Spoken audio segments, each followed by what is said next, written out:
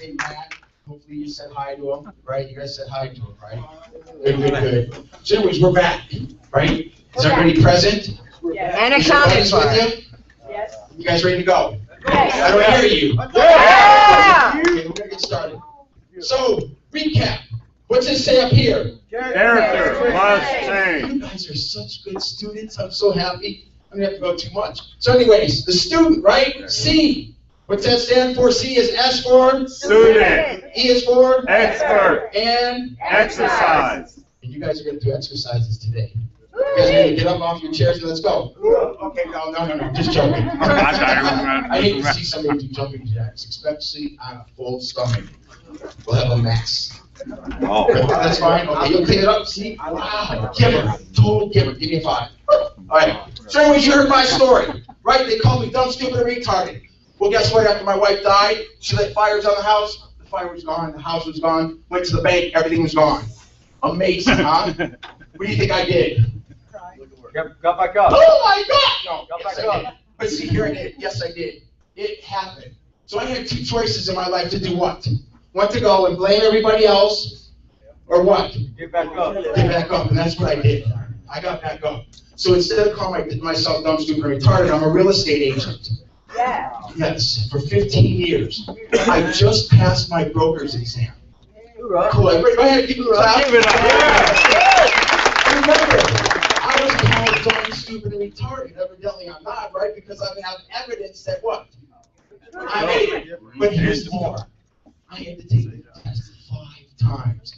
5 times. So did that make me fail that test? No. Man, you guys are really smart. What happened? Go ahead. Makes you more determined to do it. That's right. I didn't stop from it just because I failed. And I didn't, by the way, I didn't blame anybody. These were practice tests to get better. And then I passed it. By the way, it's a hard test. And I pat myself on the back. Yep. And I bought myself a new suit after I passed it. There you go. I rewarded myself, which is kind of cool. But what happens is belief system. And belief systems, I'm going to show you something. I like my chair. So anyways, what am I doing now? What am I doing? Yeah. That's right. Okay, so here's what I ask you guys to do. Reach as high as you can. Reach as high as you can. Come on, reach as high as you can. Reach as high as you can. Reach as high as you can. Reach as high as you can. Do you guys notice? Look around. It's not good, bad, right, or wrong. This is somebody's did this before. So here's what I say, just pay attention. Right now, this is about awareness. This is about awareness. You just noticed your BS. No, not your bullshit. Your belief system went off. Judgmental. Why did I stay in my chair? Why did I do this? Why didn't I get out of my chair? Because you're programmed. We're going to show you a different program today if you guys are open to the possibilities. You guys open for the possibilities? Yes. So I'm going to show you a little bit more that why we have education. Why we have education. Does anybody want to tell me why we have education? Learn. That's right. Well, education translates to what? Money. I love this. Education, we have money to do what with? What do you think money is? Who in here would like to buy a house? Raise your hand. Wow, home challenge. I love this. Raise your hand. Look around. Look around. So here's the deal. You can buy a home. I'm here to tell you, you can buy. So you make the money to buy a house. Who wants to buy a car? Raise your hand. Good. Look around. Look around. Look around. Good. So, by the way, what kind of car do you want? Anybody want to share? What kind of car do you want? That's right. Because what did Tiger say you have to be with your goal? Does anybody want to say? Go ahead. Specific. The more you put on your paper, by the way, oh, that's right, you guys are going to work today.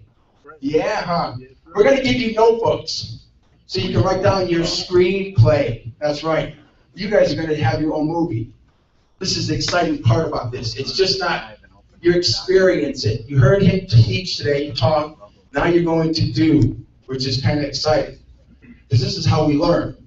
So, to buy a car, well, my next car is a, what is it? Lamb. No, I want a truck. I want a truck. It's a Yeah, road. I'm gonna have to Land have rover. like a Land rover. You know, like the kids say in school, they call it Range Rover. That's right. So that's just cool because that's why we do education. So we can buy stuff, right? So what happens is, the reason why sometimes we can't buy our stuff is because we have our belief system in the way. We're going to change that today. Who's willing to put forth an effort to be open, honest, and be willing to change? Raise your hand. Good. Because this is what's going to work. What's not going to work is doing this. Show me. Do me. How does somebody get do me? Like, oh, do me. Do me. Well, guess what? It takes who to do what? You. I make the change that I want to be. Tell that everybody. Say, I make the change Make the change that I want to be. that I want to be. And to have stuff. And to have stuff. And it's all important. So anyways, and oh my gosh, Tiger one, I said I put my little notes on the board. Tiger's going to talk about 4 reasons why we don't get our stuff. You guys excited about that? Say, yeah. Yeah. Good. That's what it's all about. It's why you're here. We don't want you to waste your time. By the way, we're going to give you notebooks. Our volunteers, raise your hand, volunteers. Give them a round of applause again. Yeah. Thank you. That's right. We're going to give out notebooks to you. By the way, they'll be your special notebook. And then after this, we have clothes. We're going to have clothes back there. You guys will be able to pick out some stuff that you need. And what happens is, I say deserve. You guys sat through stuff like this, so you deserve stuff, right? Right. Right? Because you work for it. And when you work, you get what? Rewarded, which is a great thing. Then we're going to have raffles. Raffles take out more stuff. So you guys can put more stuff wherever you want. That's your choice where you want. So without further ado, let's do it. Okay, cool. Guess who's coming back up?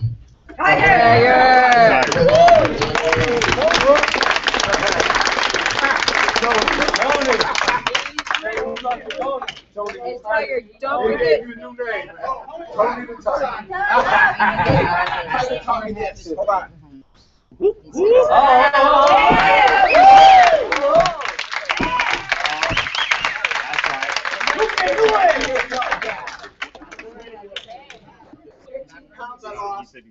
I can do 100 push-ups a day. Well, actually 200. 1 in the morning and 1 at night. Like he said, you have to practice. Practice. Do. I need to do a push-up. 4 habits I make can you do 1 in homeless. the morning and 1 at night. That's a start. Okay. Give her a round of applause. I'm down to 220 from 279. Yeah, and before we get started, I want to hand out my sarcasm award.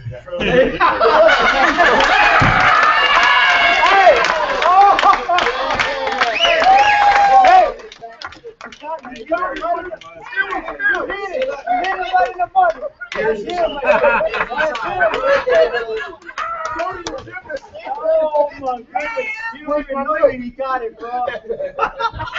You didn't even know he got you. I'll get it, brother. All right, so, Don't forget about the 4 habits make you homeless. don't forget about the 4 habits. Well, let's just start there.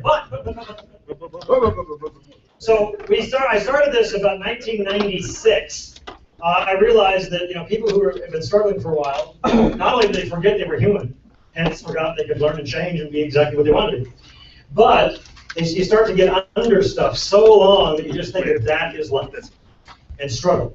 And so we started to do this raffle thing because that's what people do when they go to nice events. They buy a big ticket lunch or dinner, and then they bid on raffle items and stuff like that. In this case, every one of you will get a raffle ticket. And then we're going to have a drawing just at the end of the program. And then after that, we're going to give you the resources to move forward, get some clothing, et cetera, et cetera, et cetera. But I want to share what some of these raffle items are today.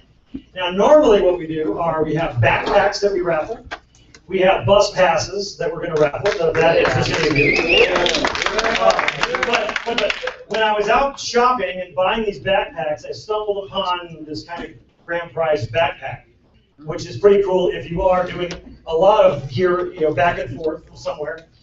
because this dude has wheels, a Right. hard bottom, and a handle.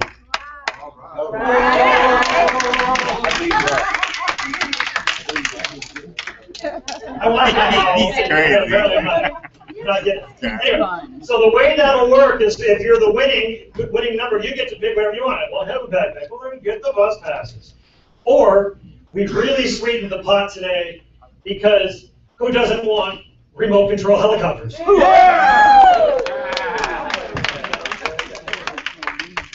So now, if you guys, if we go through all our raffles and the last item not selected is a copy of my book on careers, I'm not going to be happy.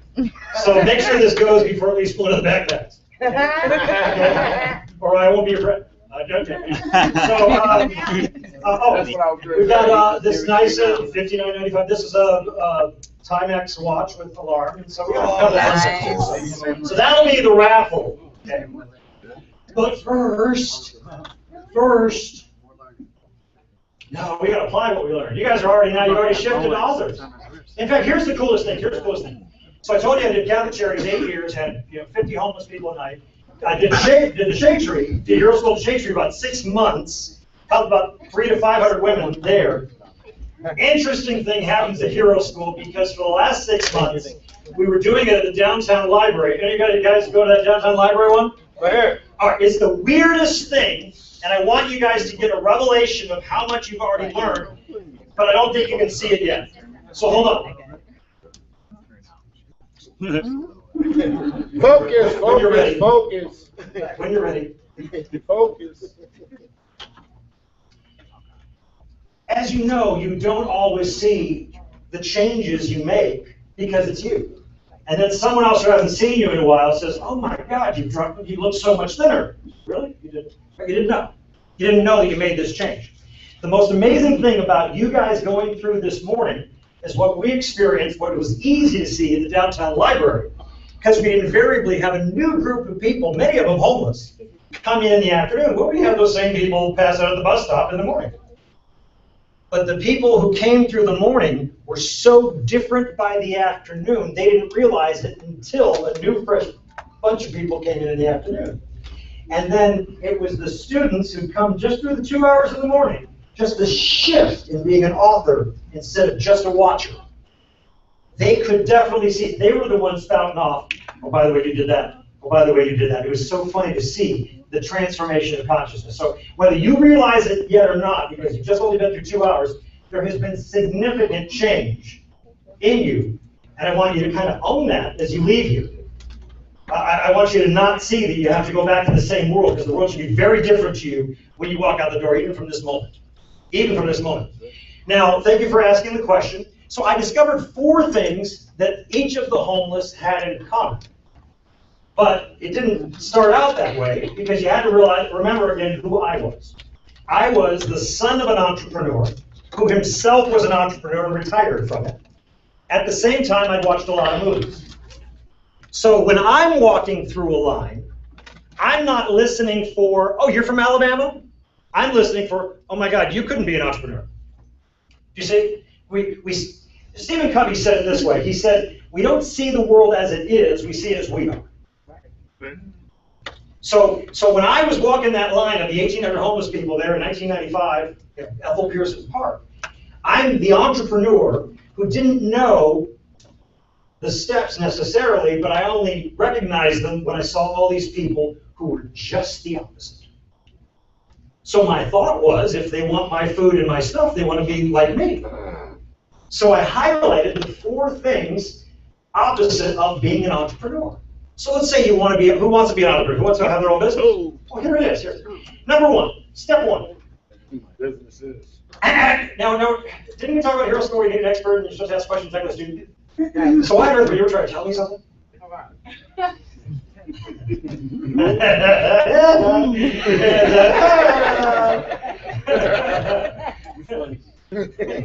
I used to do this. I started that down the charities class years ago, and I'd say, "Now, I understand, right? That, I know what I'm doing, and you know everyone. You know stuff I don't know, right? You guys are skilled at stuff I suck at. Truly, right? It's like Emerson said, everyone is my superior in some way, right? But in my class, just let me be the teacher. But then I followed up by saying, because if you try to tell me something in my classroom, everything you say can will be used against you by me before you teach me. So if something turns on you, it's your words coming right back at you. Okay? Because if I try to teach you something, I'm expecting you to do it. All right, so I found these 4 things that entrepreneurs, first step for an entrepreneur, you know what we do? We add value first.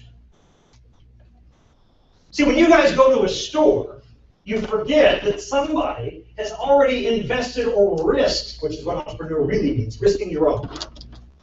They've risked their own to open a store filled with clothes or shoes or whatever products before you even arrive. They have produced the thing first. So when I walked the line of the homeless and habit one from theirs was asking for my stuff, begging from me first, I said, oh my God, that's got to be the first habit of homelessness. Right? Because an entrepreneur would say, what can I do to help you? Right? Let's suppose you have a business, someone comes in and they ask for a product. Let's say you have a furniture store, and they come in hoping you had TVs, but you don't have TVs. But you're an entrepreneur, so you know what you'd probably do? You'd say, yeah, you know what, but RC Willie's right around the corner. They probably have TVs, and I think they have a special right now on the 45. Blah, blah, blah. So you're adding value to me, even though I'm not buying anything from you. And that's how we think. We invest first. And by the way, the first entrepreneurs, not only were they the founding fathers of this country, but they were also farmers. Which means a farmer, don't they plant a seed before they expect a crop? Oh, yes. Mm-hmm. So I'm telling you that the opposite of being an entrepreneur is, unfortunately, just asking for someone else's stuff. The problem is, and this is the problem I face in the park, is that, gosh, we need someone else's stuff, so what do? Well, let's just do this. If I tell you, don't ask for someone else's stuff, let me also tell you how to get the stuff without asking. No, this is great, isn't it? Right? Right? I mean, really, if I tell you that if you habit one was begging, just the opposite of an entrepreneur. Can you just imagine somewhere on Las Vegas Boulevard, you look at Steve Wynn and you get a little closer and you start seeing him walk up and down with tourists walking by. He says, I'll say, can you help us? I'll say, can you get us? I'll say, we need your money. Can you just imagine Steve Wynn begging on Las Vegas Boulevard? Well, you know it. Why? Because he's not that type of character. And I'm telling you that the more you beg, it builds the wrong type of character from everybody who wants to win. Right? It's like the person who does the exercises to be in the game in football versus the person who the money comes out of their pocket to buy the DirecTV NFL package watching someone else in the game. Two entirely different habits. And if you decide, when you guys write down what you want, your goals, you decide what it is, you gotta be like what that is. Otherwise, 50 Cent will call you a wankster. That's right. Not perhaps look preach. All right, so habit one of an entrepreneur is adding value first. Habit one of the homeless was begging.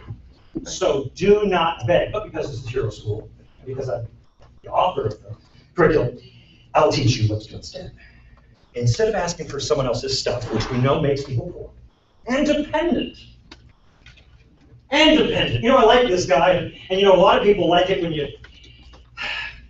someone builds up their ego, right? That could be one of their love languages, right? And the guy comes in and says, "Boy, Tiger's great, Tiger's great." And so because he's doing that, I'm just reaching in my wallet, I'm just giving him money. So I'm giving him money all the time, right? So he can probably live off that, right? He's feeding my ego, I'm giving him some money and stuff like that. And while that is a choice in life, does he really want to be my bitch for the next 5 years?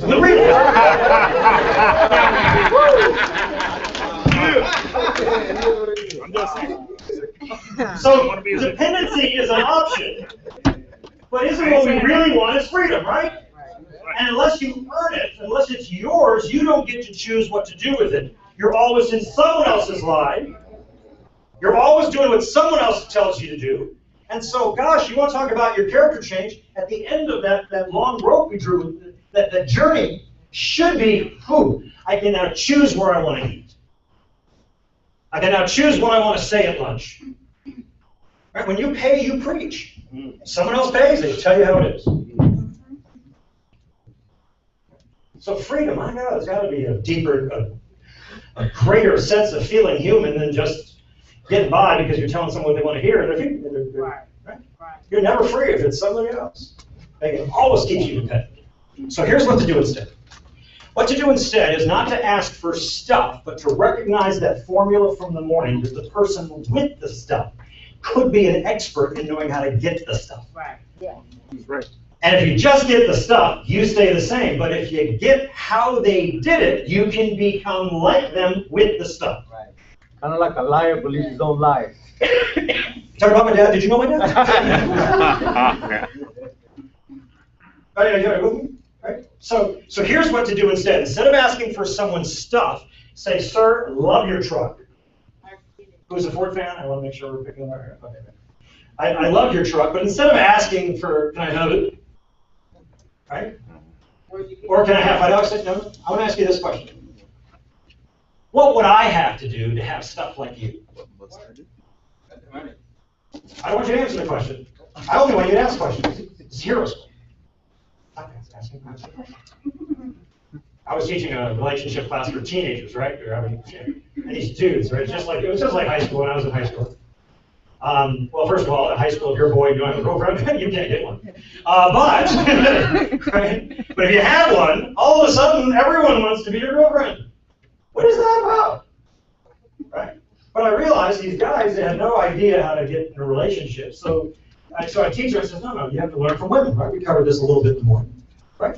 So you have to learn from by acting like a student to women to be good with women. So dudes, I train them, and they say, okay, so they go up to one instead of, what we used to do, go baby, I got skills, right? I asked them, I said, just ask a question like, so tell me about what interests you. Would that be a great question? Right? Tell me about it, right? And unfortunately, they only went through one question before they started talking about themselves. We're talking about being a student for this formula to work for you. I need you to be in the habit of asking questions. And you'll see in just a few minutes how that's going to apply to you getting that job, the career, all these things you want. Because many times we're asked questions and we think we need to answer them. And no, we can respond to a question and get far more information with which to provide a much better answer. Much better answer. So I would say, what must I do to have stuff like you? What must I do? Let's practice that. Repeat that phrase. What must I do? What must I do? Yeah. To have stuff like you. So you want to enter school, so you find someone with the credentials, the ability to turn you into whatever it is you want to learn.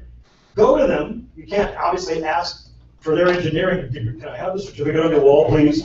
And can you change the name to mine? Right? See how silly that is, right? So you're going to become it, right? So what must I do to become an engineer like you, right? Right? Every teenager, go to your parents. Can I have a car? That'd be all right, but you'll never be in charge of that.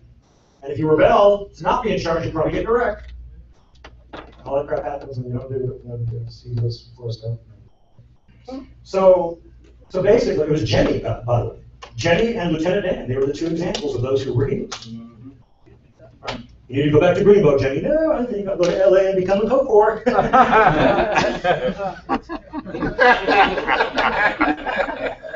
Well, Lieutenant Dan, run. No, it's my destiny. You see how stupid we've become, right? Because we read these beliefs, like Kevin said. So just what must I do overcomes begging. More than that, it shows respect of the person you're asking by turning them into a mentor, expert. And then they're going to start to give you some stuff, and what they'll give you are exercises. Well, first off, if you're going to drive, you probably need a license. If the law says you also need insurance, then you're going to do that. If obviously you don't know how to do that, then you ask the question, well, what would you do about getting insurance? Right? You don't just say, can you pay my insurance? Do you see the difference? So we're just going, what must I do? Because it's bringing us exercises, right? And as you know, when you start to do the more exercises each time, the next day you're going to be sore, right? Yeah. But if you keep doing it, you just get stronger and stronger and stronger. And you start dropping weight, you start doing the one-hand ones, and I just wish I could do no-hand ones. Okay. But the more you do, the more you can do. See? And then you become the person in the truck, and you think about it. And wouldn't it be great to be able to go to a restaurant and not have to look at the prices? Yeah. Today, when we're talking about your goals and filling out your screenplay exercises, write that down. It's choose what you want. Remember what you want, not what you think you can have. Not what you think you can afford. Wouldn't it be great when the money comes in to know you can donate something? Help somebody else. I know where your heart is. All right, so that's habit one. Habit two. Entrepreneur again. If it's your business, it's all on you. You're the last line of defense. And I found, so in other words, we have to take responsibility for everything. I walked up and down this line of homeless people, and the first one I got was begging. I kept walking, and I said, so why are you homeless? And he said, oh, that bitch I married. I lost the asshole. He just went down the line, right? Right? And I'm not thinking the women or the bosses. I'm thinking, oh my God, the blame. And again, you blame, then your life is always being controlled by another party. You're not free. People become entrepreneurs so they can be free to make their own decisions, to decide what color the walls are, right? What products they sell, who their customers are. And so this is your path out of freedom. Just happened to be what a good entrepreneur thinks. So it was blame. But here's the hard part with blame. Even you guys raised your hands this morning when you related to characters in the films. You felt they stabbed you in the back, right? People you were close to took advantage of you. So what do you do if the blame is true? Right? So what if I tell you, what if I say, well, let's, for example, you're not an engineer, but you're homeless. So I go to you and I say, you can't beg anymore. Okay, I got that. And you can't blame. But what if it's true? Exactly. Then you take the blame even for stuff you didn't do. Wow. Just do it. Just do it. Just take it. But we're talking about you've moved up. You're not Mandalay Bay. By the way, as I started reading that Bible, I read Luke 16. Part of me wish I never had, because it was the parable of the unjust steward. And basically, the unjust steward thought that when he probably grew on trees, he was in charge of a bunch of his lord's money, and he let the account slip. So he wasn't collecting the money, and it wasn't being a very good banker. And so the way this parable goes, look at Jesus talking to his own disciples. And Luke just was the one who was smart with money. So Luke sees these money lessons, and he said, oh my God, I'm going to be fired because I'm not a good steward, right? Being in charge of someone else's money. And so he says, all right, well, here's what I'll do. I'll start making some deals. So the guy started running around saying, I know you owe $100, but just pay $80 now. Just clear the balance right now. It'll only be $80, right? An offer he can't refuse. So he did this. Well, the Lord looked at the steward and says, oh, now he's got it. And verse 8 says this. It said, the Lord commended the unjust steward because he had done wisely. For the children of this world are in their generation wiser than the children of light. Anyone raised religious, you just go, oh. That means the Steve Wynns and the Tony Shays and the CEO executives who are great stewards over other people's money and property are giving the example to the religious world. And Jesus goes on to say, if you've not first been faithful over that which is another man's, who will give you that which is your own? And if you've not first been faithful over their money, who will commit to your trust true riches? It's right there. And write the book. So hit the player. Don't behave. Okay, anyway. So, but the point of this is our path in. And we've got to start being as responsible as the people we typically hate because they have something we don't have. And we realize, oh my God, they're perfect mentors. And you know what? You don't have to like them. Do you remember the movie The Dark Knight? Right, Dark Knight, Batman series, right? Bruce Wayne transforms into Batman, into the Dark Knight. There's no way he could be transformed without mentors. Experts is what we use here. Experts. Who were they? Do you remember? Alfred, right? The butler. Alfred Butler, right?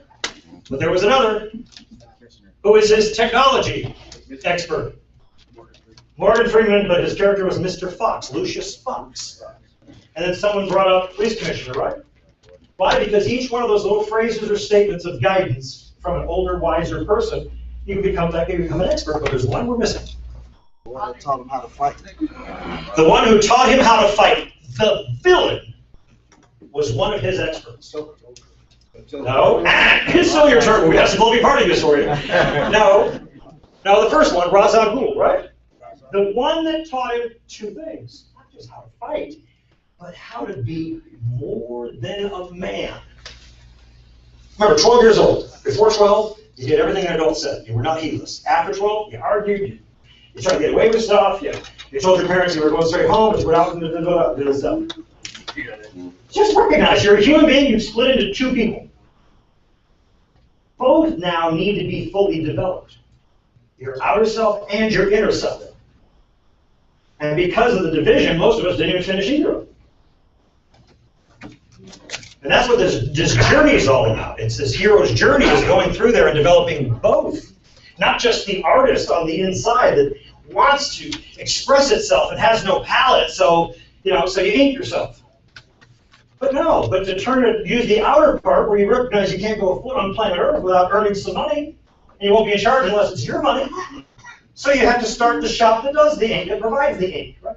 You have to do both parts of yourselves to be successful.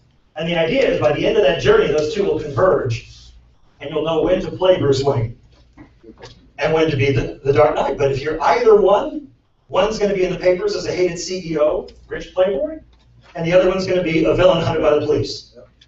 So you need to have both to keep yourself moving forward and accomplishing the greater good. See, that sounds so, you didn't know this. And I think that's the greatest inner knowledge vacuum we've had as humans, and the same reason why. Again, I told you, during the height of the recession, that movie brought in over $1 billion worldwide. That people, we call it opportunity cost in business. Opportunity cost says, I would rather take my $100 to buy a pair of these shoes because I feel that their value is greater than anything else I can do with that $100. The opportunity to have these shoes is greater than the cost of $100. So we look at a ticket at your average movie theater of $11. A tub of popcorn for $4 or $50. I don't know if you're going to a movie theater. My God, how did they get that so expensive? Right? But whatever that was, what other thing $11 could do? 2 gallons of milk, This movie spoke to that fractured part of so many individuals on the planet. And I'm just trying to break it down for you into a formula so you can, fix the last 20% of the one part that's causing everything else to get off the tracks. But it's true, and you guys know this. All right, so we got our first two habits. First two habits of entrepreneurs: you add value first before you expect a return. Right. Number 2, we take responsibility even for stuff we didn't do. Right. You want to move up in management and not just stay in an entry-level job? Then even if your 3 employees screw up at Mandalay Bay, you still can't tell me the truth. You've got to take responsibility instead. Because right, if it is their fault, you can't blame or get you fired. And then it sends you to board, poverty. So what you have to do is say, I apologize, there must have been something I could have done. And if you're smart, you remember that I could be a free mentor. You say, would you mind taking some time out? What must I do to learn what you would do so this never happens again? Oh my God, you just insulated, secured your job. More than that, showed trust, respect. Smart, huh? Just take responsibility. So the first 2 habits of the homeless were begging and blaming. So that they were never free, financially or socially. Third habit, I call this 3rd grade. Where's my 3rd grade back row? Who wants to play my 3rd graders? Would you, give me a favor, grab this chair here and put it in between you two. Thank you. All right, you guys remember 3rd grade? 3rd grade, here's your classroom, teacher up front, and on that back row, that back corner, almost always the same side of the room, there were 3 boys that purposely sat as far away from the teacher as they could. And whenever that teacher, remember, the expert in the room, the transformation agent, the change agent, capable of changing it from 3rd graders into 4th graders, when that person spoke, they talked to each other. Well, you remember it. You remember it. Here, I'll show you how it went. Here we are. Here. The teacher says something, teaches us what we're supposed to do, and one of them will say, what do you think about that? What do you think? And this, you've seen it happen. I saw it happen at Catholic charities with grown men. I said, my God, they're 45-year-old third graders. with eyebrows like Narnia.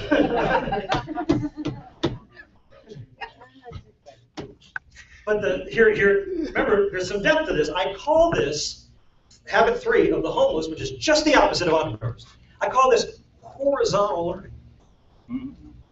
That there's something about that who we relate to and who we trust, we want to talk to and associate with. But unfortunately, we're human, so we become what we learn.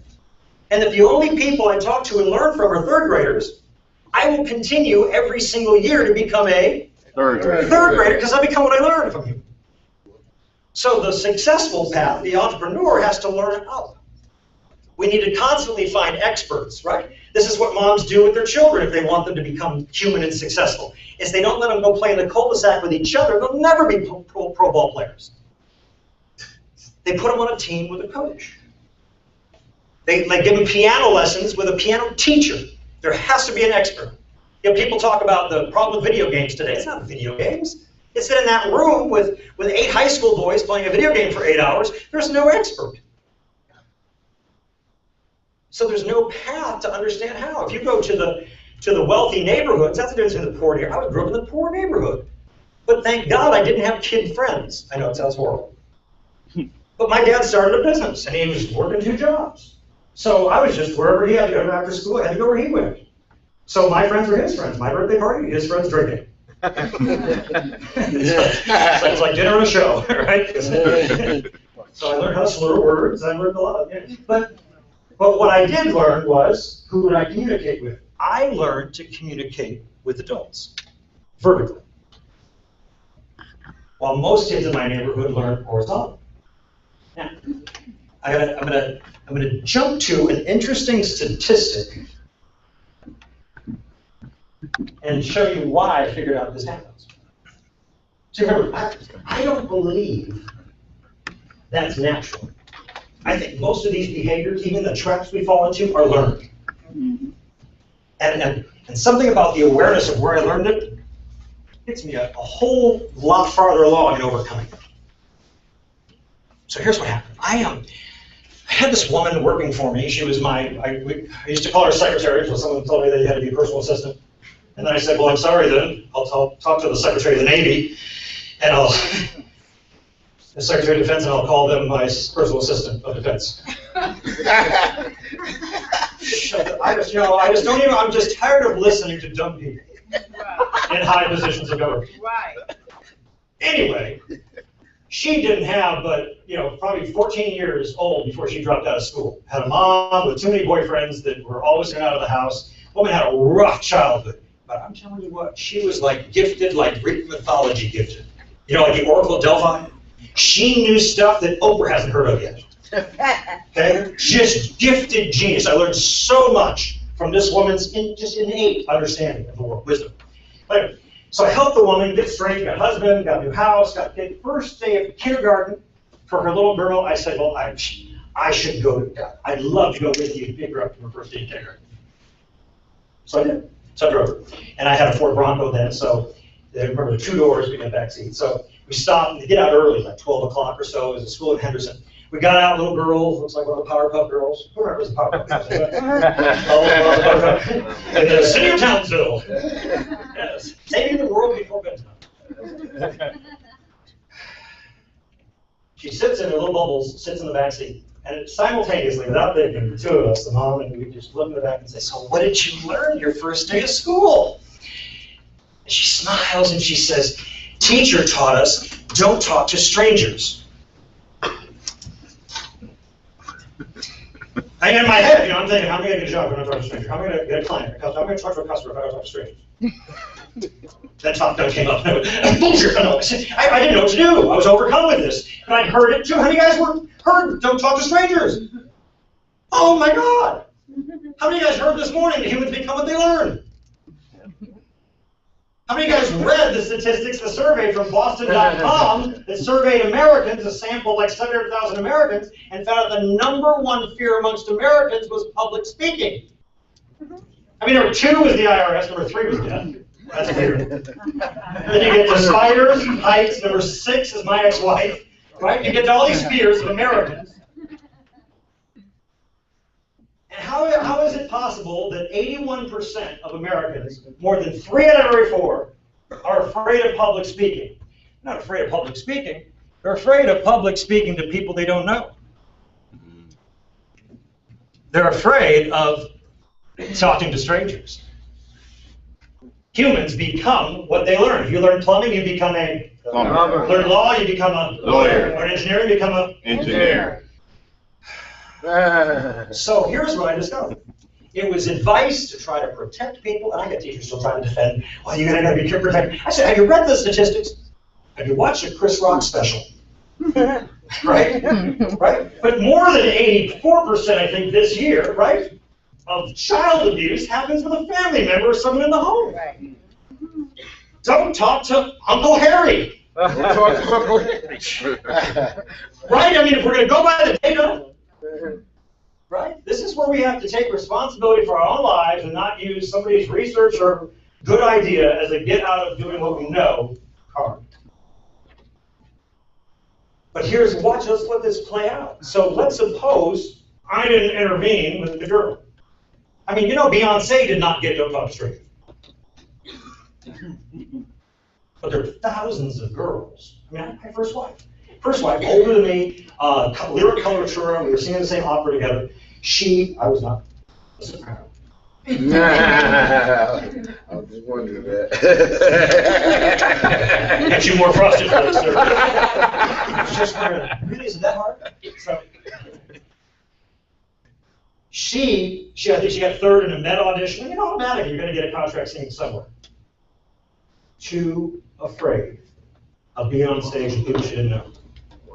She was the star of her college and university, and then started staying an extra year in school.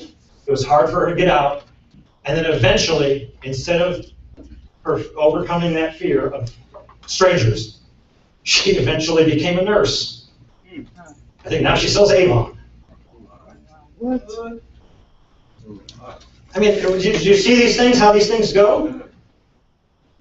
So right, we play this thing out, and so why are we talking to each other and only learning horizontally?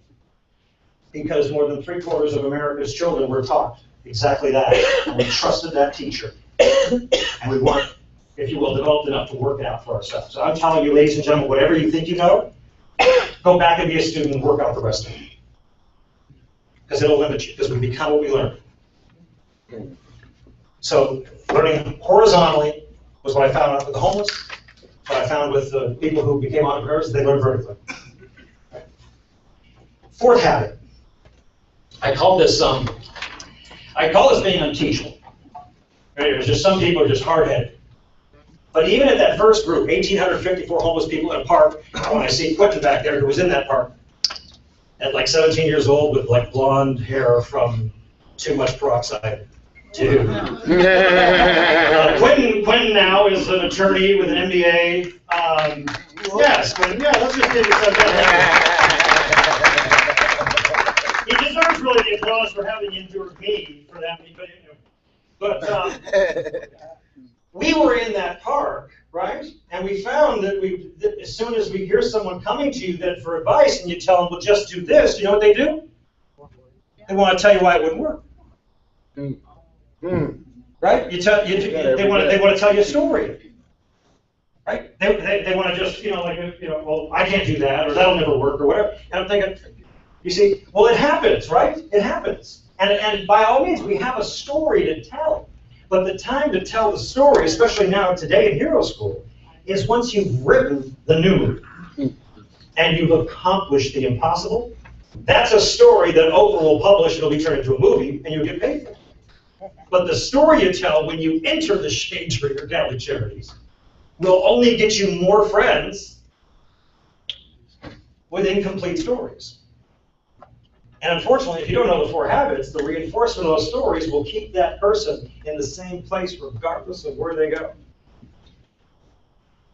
My God, you guys are worth far more than the lives you've been living. All right, so we're going to show you how to get past that. So 4 habits again. 4 habits of the entrepreneur. You have to add value first, plant seeds before you expect a return. Also, you can't blame, you have to take responsibility even for stuff you didn't do. Habit 3 is you learn vertical instead of horizontal. Find teachers, experts, coaches. And then lastly, instead of talk back, you just consider the information and write it down and say, thank you for that. You eat the meat and spit out the bones. Well, what if the person the coach telling me that is wrong? Fine, you still don't have to open your mouth and argue with it. Right? Just say thank you for that. Did you guys remember The Matrix? Yeah. Here's my best way to get to habit 4 and become a successful entrepreneur. The movie The Matrix.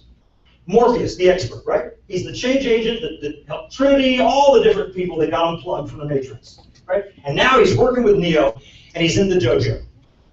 And he recognized, well, if you're a parent, if you are a parent of any kid over age 12, you can't keep telling them what to do. Right. True. Right? Because the information doesn't sound the same in that head, because that head has changed. They're different. So what you do is I say, hold Morpheus. Hold Morpheus. All right, so remember the situation, Rick saw the Matrix? Right? So here we are in the Matrix, and Morpheus has just whipped Neo with half his brain tied behind his back. And so instead of telling Neo, that he's a loser, you failed, you need to be faster, he only asks questions. This is the wisdom of the world. It's the most brilliant thing you could ever do. Even habit 4, if you're going to an expert, you know the information, just keep asking questions. And then, so he says, how did I beat you? Okay, why don't you just ask a question instead of make a statement? How did I beat you? And then Neo starts to say, oh, you're too fast and too strong. Then he asked another question. He said, do you really think my strength has anything to do with what happens in this place? Remember, it was in his mind? And then now he's got Neo perplexed. And he says, do you really think that's air you're breathing now? Nod with me if you remember that scene in The Matrix. Yeah. Do you really think that's air you're breathing now?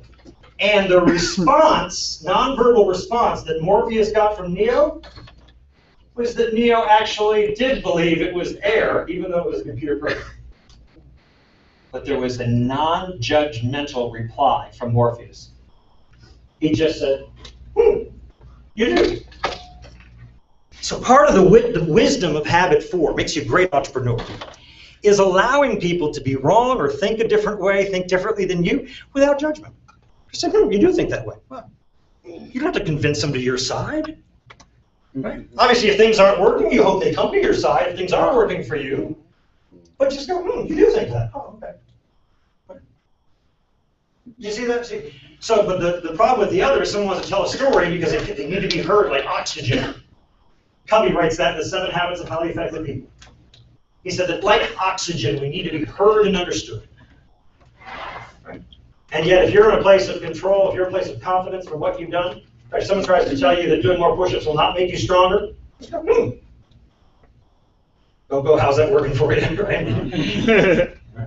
That's what we do. So those are the way the 4 habits. So I'll just tell you, don't do the 4 opposite. Don't beg. Instead, ask, what must I do?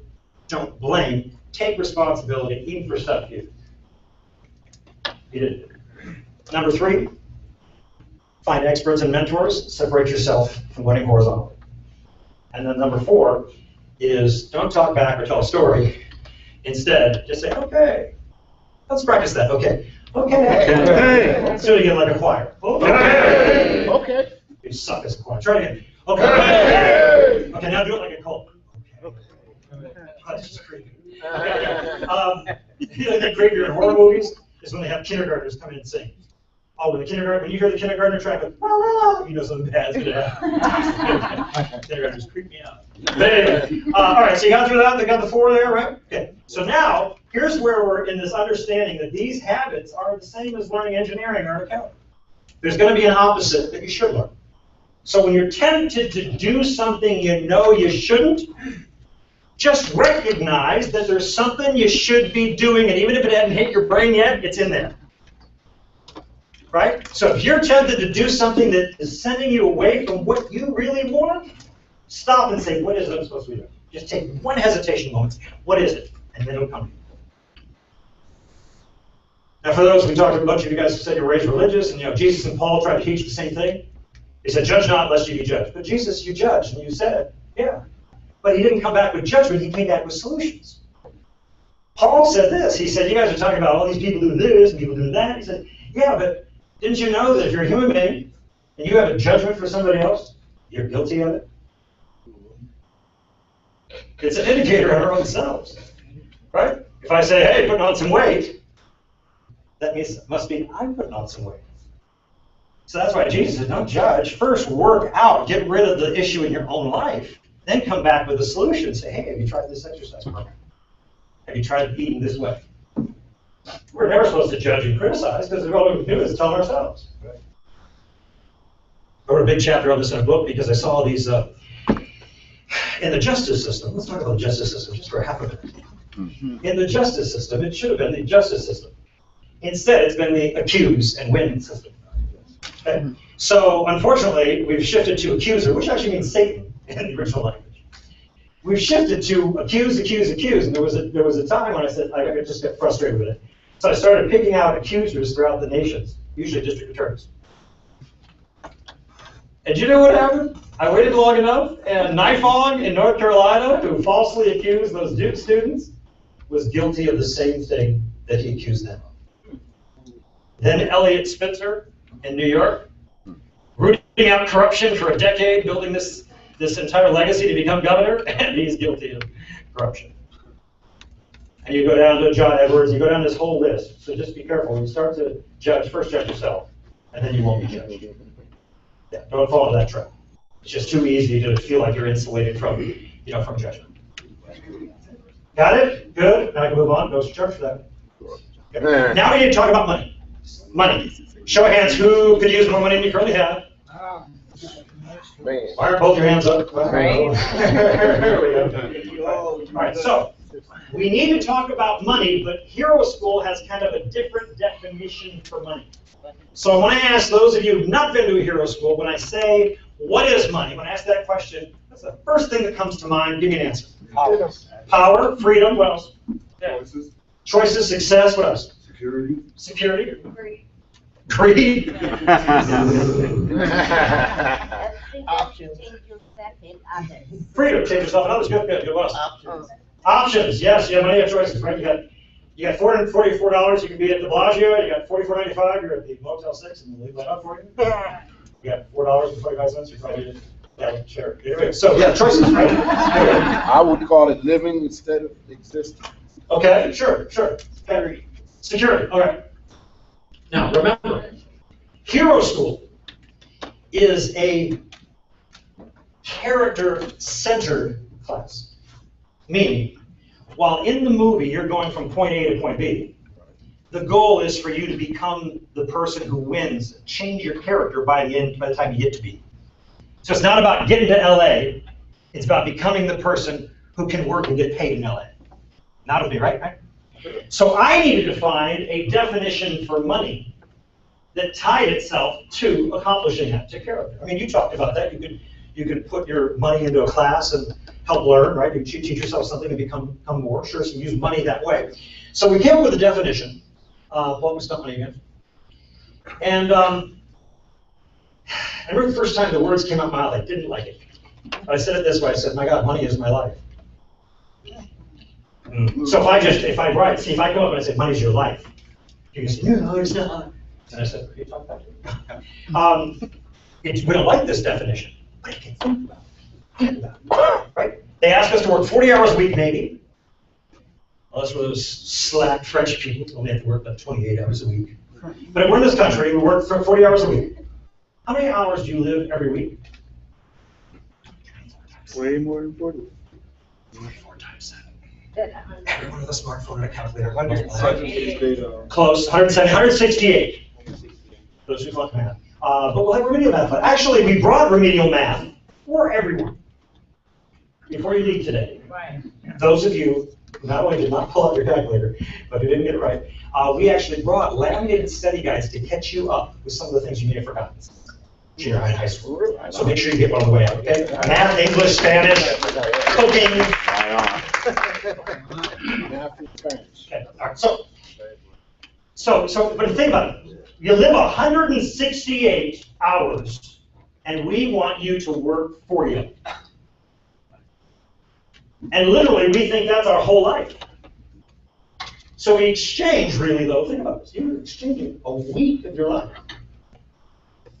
And what they give you back is money. So literally, this is now your life handed back to you, isn't it? Wow. So now if I ask someone, ask my friends this all the time, what do you do with your life? Oh, they'll tell me all kinds of things.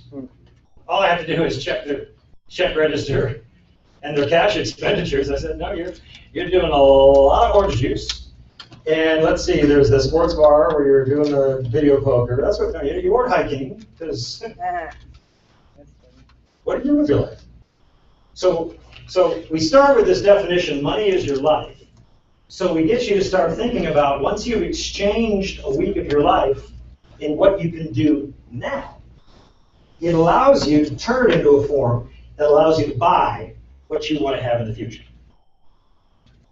And I remember this, I had a quiz at Catholic Charities before, and it was one of these, who's the expert quiz, or maybe great quotes or something. Like who said, oh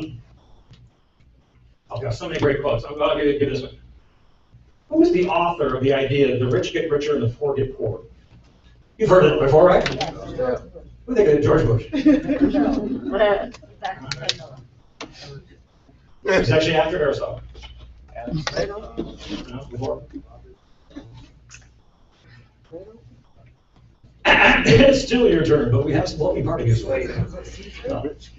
It actually came out of the Gospel of Mark, chapter 4. The guy's name was Jesus. It was Jesus who said it is a universal law on planet Earth that the rich get richer and the poor get poorer. But in the King James Bible, it came out this way. To him that has, shall more be given. Rich get richer. To him that has not, from him shall be taken, even that which he has.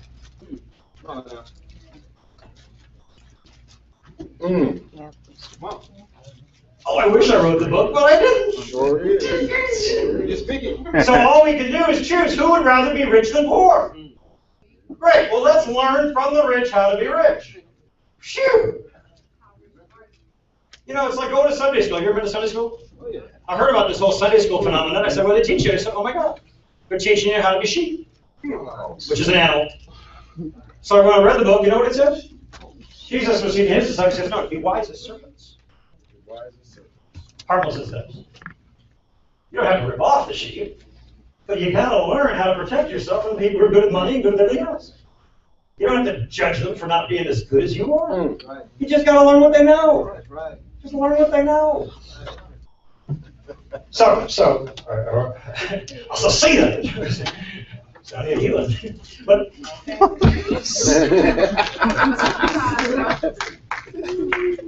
so in this world, we exchange a week of our life for money. And now what I want to do is ask you what you do with your money, and that should be whatever plan you've written down today you want to do. I want to see your money where your mouth is. Right. But as you know, goals are only accomplished if you write them down. So I want what you say to be written down. And then when you get up in the morning or when you get the money at the end of the week, I want you to look at your plan that you've written out. And if it says, I'm going to become a personal trainer and get in shape and then make money off getting other people in shape, I want to see you sign up for a class and pay for it. Now, before you leave here, if you're struggling with something, my God, get everything you can for free for 2 weeks.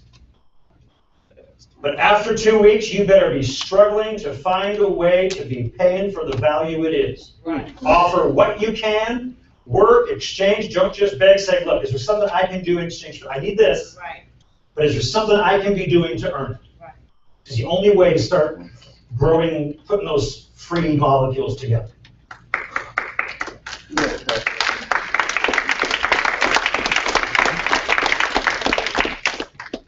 All right, so here's what happened to me. So I thought about money as your life. Actually, the first time I taught this class, Kevin, as you probably was sitting in one of these classes at Catholic Charities, 5, 6 years ago. 6 years ago. So I'm in there. The classes were, it was a center row, and then there was aisle, like 5 rows back, each side of the center aisle in the classroom. And I remember the first time I taught the class, and I said, so what's money? We got the usual things we were getting. But always, and this was weird because I taught this same class 299 times. So 299 times over 8 years. I asked, what's money? And someone in exactly the same row, in exactly the same seat, with a totally different face, said, the root of all evil.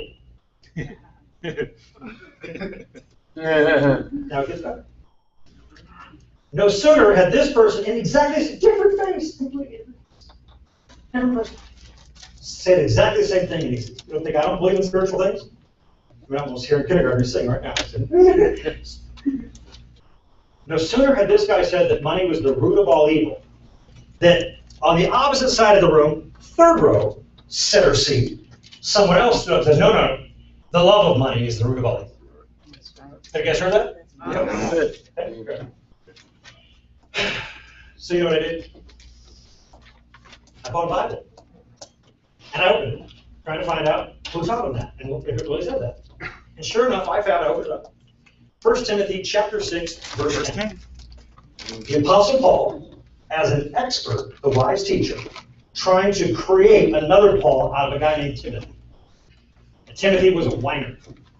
Taking a lot longer than it took Paul to become. So he's teaching Timothy this, and he said, for the love of money is the root of all evil. And as soon as I had read it in the book, the guy in this third row said, yes, amen. The guy over here just prodded like, but that was only the first half of the verse. So I kept reading. For the love of money is the root of all evil, which while some coveted after, they have erred from the faith and pierced themselves through many sorrows. Oh man, I got flee these things. And then it hit me. It hit the entire class. That money's not the root of all evil. Loving money is not the root of all evil. Loving someone else's money is the root of all evil. Oh, you've got a fight between Republicans and Democrats? It's over the love of someone else's money. Now, can you see why in our survey, in our research now with over 40,000 homeless people through Hero School, that the number one habit is still begging, and all but 88 of all 40,000 were professed Christians? Can you see why the sweetest, nicest, highest potential people ended up homeless when their first habit was what? Begging. And what is begging but? Asking for someone else's money. You got a problem with me and with God.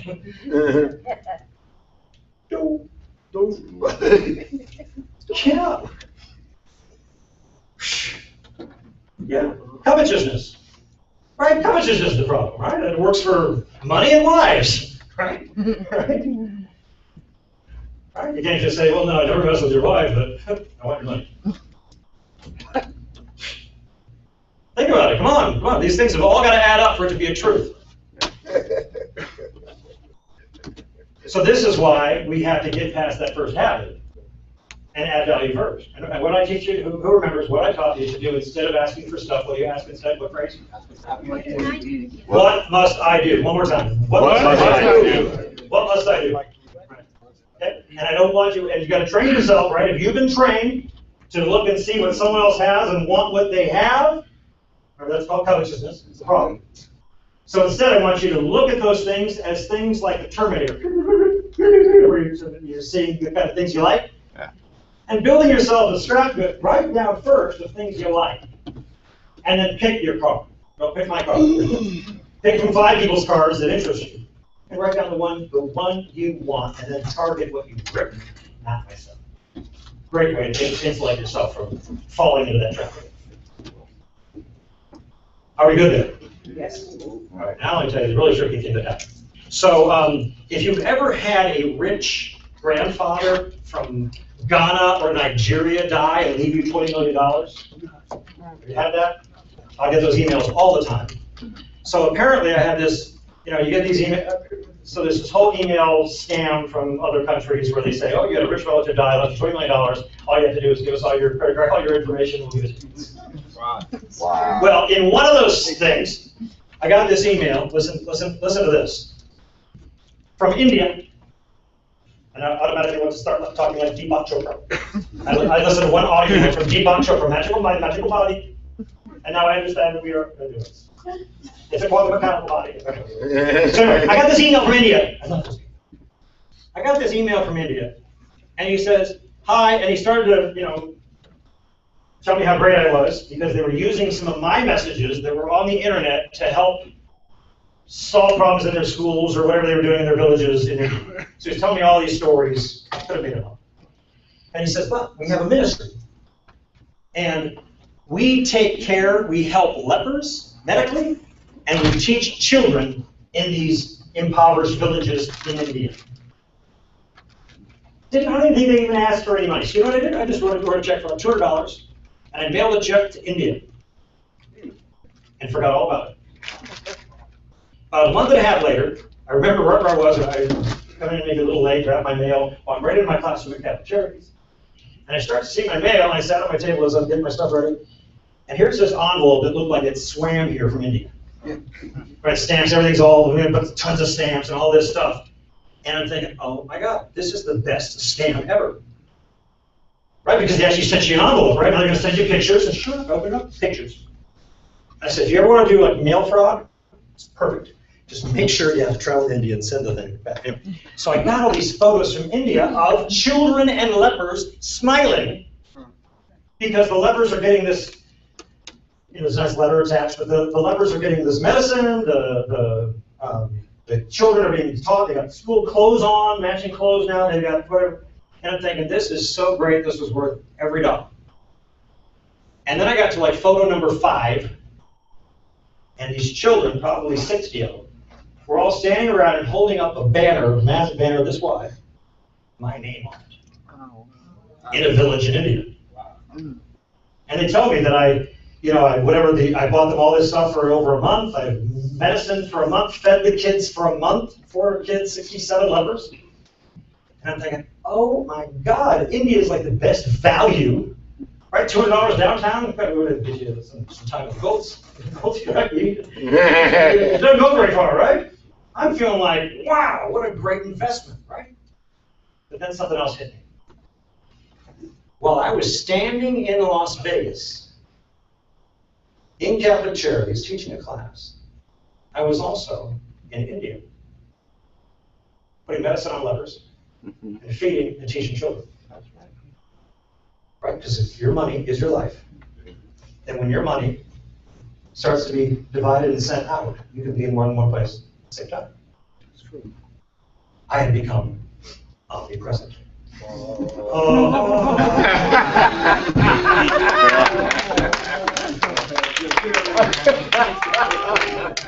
What a scam. But you realize that's how the rich get richer and the poor get poorer. You make the money, you don't keep the money, you separate it out and you help the other people in different places. You invest a little over here, you put some in your education, and try large stuff. You understand? But we've just been thinking, this is just you and this is your place on the planet, and that's not exercising your humor at all. Animals don't get to do that, by the way. I've never seen an animal be omnipresent. Unless it was like fish being flown over the restaurant I was ordering from the Cosmopolitan. But there's a little piece of it. Anyway, it's okay. So money is your life. Here's my definition. Just repeat it after me. Not to agree with it. Money is my life. Money is my life. Handed back to me. Handed back to me. In a greater form. In a greater form. Than I exchanged it. Than I exchanged it.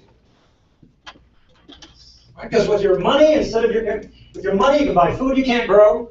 Better clothes than the ones you can sew. You can do so much more if you start to find ways to exchange your life working that way for money. And of course, the example I was going to give was these 2 guys that had this quote competition. I started this with here. So I had this quote competition to come up with who got this quote right. And 2 guys had got it right, so I just gave them each $100. The next week, I came back to my Catholic Charities class, and both guys came back, and I asked the first guy what he did with it. He was about 68 years old or so.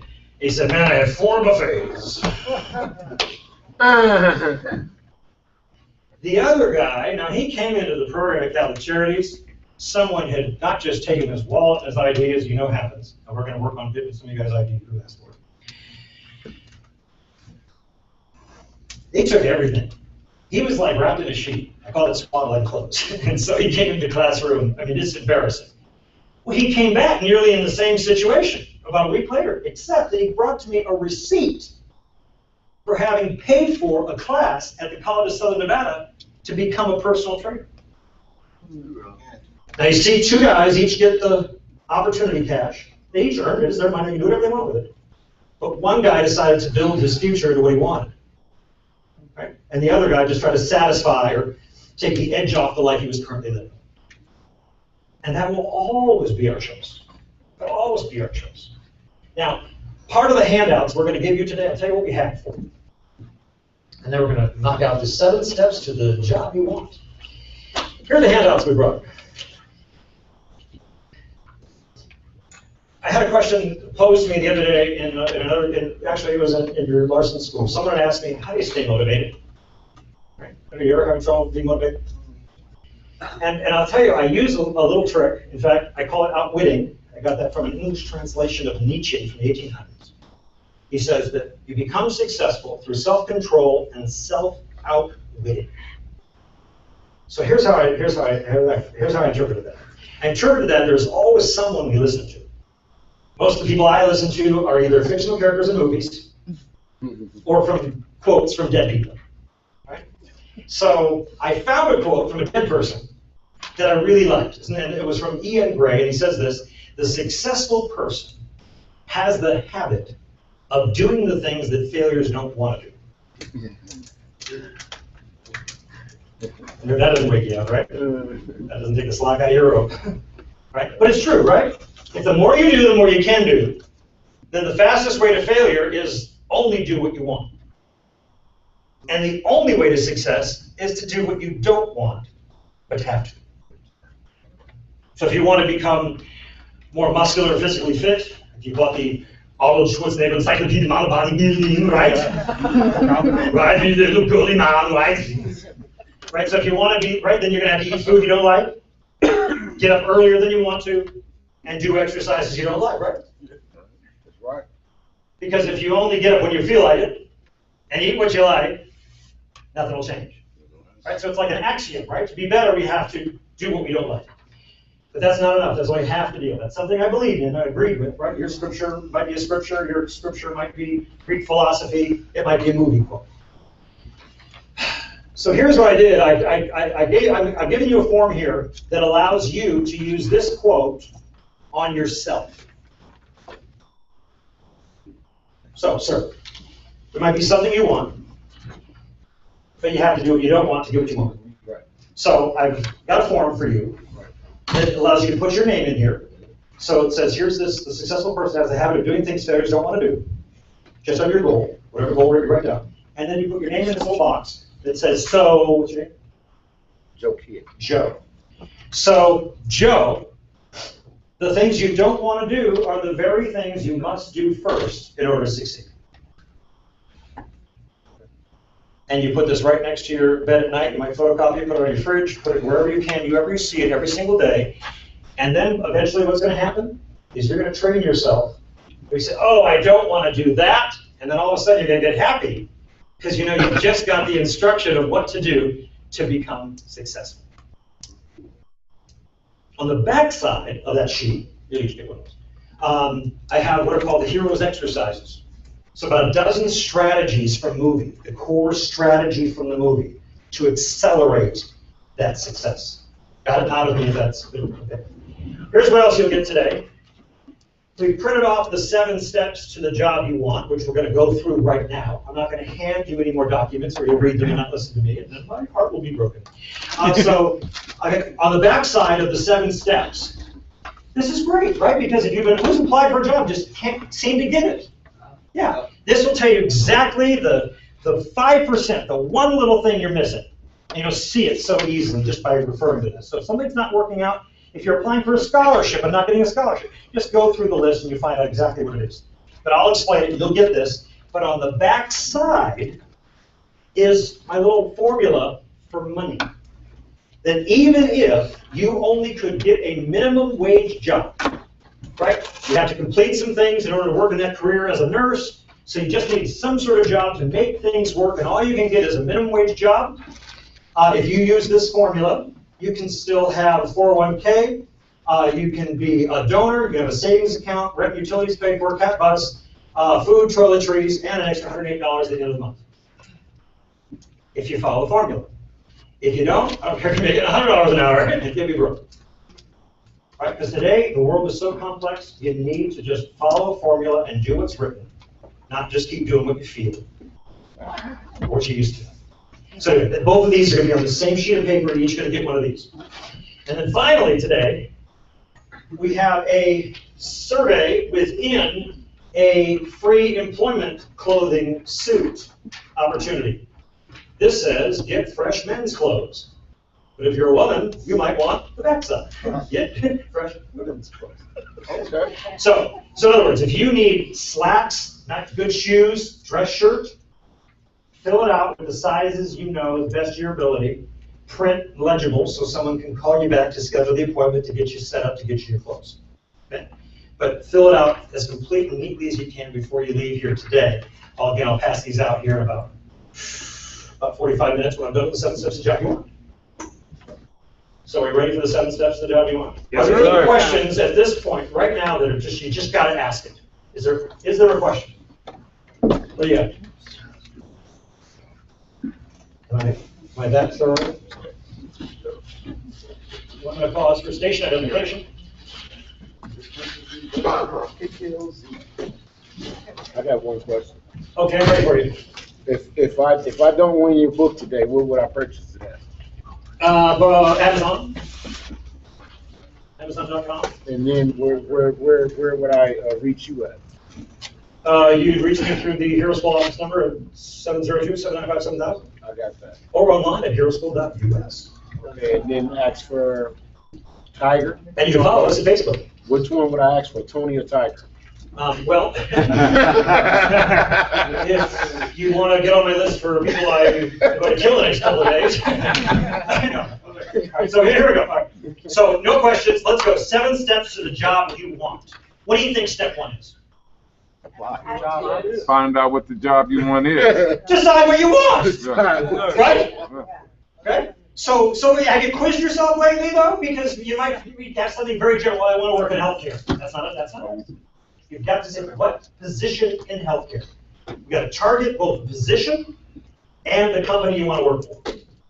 And this goes contrary to what happens when you struggle for a little bit. You know when we're talking about high school? We're talking about when you didn't have a girlfriend, you couldn't get one. Oh, dang. Okay, so is there anyone here that's had better luck than I didn't have as good luck? Once you've been out of the workforce, it's much harder to get back in. You know this, okay? So that's why we need to follow these strategies. And then what they make you do if you're getting government assistance is they make you go apply everywhere. But how do you think that sounds to the person on the other side of the table, the person who works there? I mean, imagine an interview at Home Depot. You're applying at Home Depot. And I say, well, where else have you applied? And then you start to just tell me. You say, well, let's see, I applied at the Goodyear Tire Auto Center. I applied at Your Number. I applied at the Palace Station and 5 other places. Am I really getting the sense that she wants to work here and be a part of this company? Or does it just sound to me like she just wants the money, which is the root of all evil? Are you good with me? Yeah. Yeah. Actually, sound like others. But anyway, oh, did I say that? No, I didn't. So, deciding where you want to work is a first step to get past 90% of the people applying for that same position. It also is telling me you want to be here. Here. And it also keeps you from being divided into thinking, well, I can do this, I can do this, I can do this. Now, how many of you guys are divided in your thoughts? In other words, you're the kind of person that, well, I don't know what I want to do. I want to do this, I want to do this, I want to do this. I kind of want to work in healthcare, but I want to be a chef, and I want to have a garage band to get paid for it. Be honest. Okay? Be honest. This is more than likely a personality type. And I want you to understand what this type is, and we're going to teach a little mini section on this. If you guys sign up, on the Larson sheet to apply for a scholarship to go through Larson Training on different educational levels to get you immediately handshaked into a new job. I will probably do a section on team types and personality types. Because to me it's so important, because you and I might not have the same personality type any more than we have the same mind biology. In other words, we eat the same food, totally different responses. Right? So you might be judging yourself for something that you shouldn't be so hard on yourself for. So for example, we found that there are 4 different types. We have 2 classifications for them. The funnest one is when we classify them as animals. Okay? So we say you were born with an intrinsic business success type. So we call them hares, like rabbits, owls, like the owls of Hogwarts, Lord of the Rings, turtles, and squirrels. Okay, hares, owls, turtles, and squirrels. Okay? Hares. Hares are just like the rabbits, the one that ran past the tortoise and the hare. But these are the people with creative ideas, sometimes 100 a minute, and you're so busy telling everyone your creative idea, okay, we're going to do this, we're going to do this, we're going to do this, it's going to be great, that you don't get shit done. You have a whole history of unfinished business. Now, as you know, most of the creative ideas in this world came out of America, and they came from exactly that person, and yet Henry Ford started Ford Motor Company, right? It's because he paired himself with an owl. It's because Paul Allen paired himself with an owl, Bill Gates. Bill Gates is the get things done person. This is the person that takes and organizes, prioritizes of the, let's say it's 2 of you, hair, owl. So you have 100 ideas. She's hungry for great ideas, but she's going to take and pick the top 3 actionable ones and prioritize which ones we're starting with. And if you're smart, you do what she says. I'm not a prophet, but I play on TV. So anyway, so we need to understand these types, right? Now, if you're a creative person and you've studied a business, by the way, that's step 2 to the job you want. Number 1, decide what you want. Number 2, you got to study that place. Okay? But part of the studying is if you know a little more about your personality type, you know how to interface with them. Let's suppose they are good at business, but nothing's changing, and they're not able to adapt or sell to a new type of customer. A new type of customer wants something different than the one a decade ago. Then you could use your personality strength in that company to say, oh, I can bring you all those kinds of people to shop from you, and teach you how to maybe update your documentation for them. There's a 3rd personality type. We call them turtles. And turtles, if you're a hare or an owl, you hate them. They're the devil's advocate. They're the one who has like a superpower for finding out what's wrong with your good idea. And they're usually right. The problem is, you've included them in your idea session. They should never be in the idea session. You guys should work out what you're going to do and then find your friend the turtle, hand it to the turtle, and then the turtle says, this won't work, you need a license for this. Are you sure this is the customer you want to have in your store? And not be afraid of it, but let her hand it back to you, and you say, oh, we can solve this problem, we can fix this, we can get this license. And then bring it back until she's ticked off because there's nothing else wrong with it. Now you have a functional success plan to hand off to the 4th type, squirrels. The squirrels love the details. They love to just make that restaurant or that business work over and over again and over and over again. Problem is, squirrels won't work if they don't have a written list. If you're a squirrel, you probably would complain about a former boss because they never told me what to do. Well, you're just telling me you're a squirrel. You're just telling me you need someone to give you a written list of stuff to do. No one ever has to tell you what to do. You've got 100 ideas and things you're not getting paid for. You do.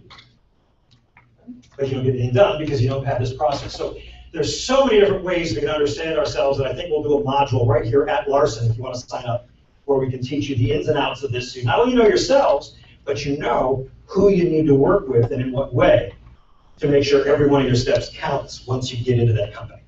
Does that sound good to you or not? Is that something you like? Yes, sir. Good? Okay. All right, so back to the 7 steps of the job you want. Step 1 was what? Decide what you want. Decide what you want. Step 2 then is study that place, research. The classic example that people talk about McDonald's.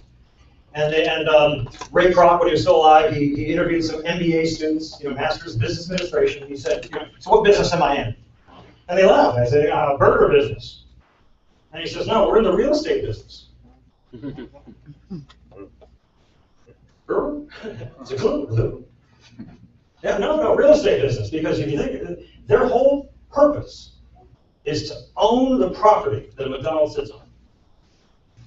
McDonald's is just a money pump to pay for the property. And today, McDonald's is still the second largest private landowner on planet Earth.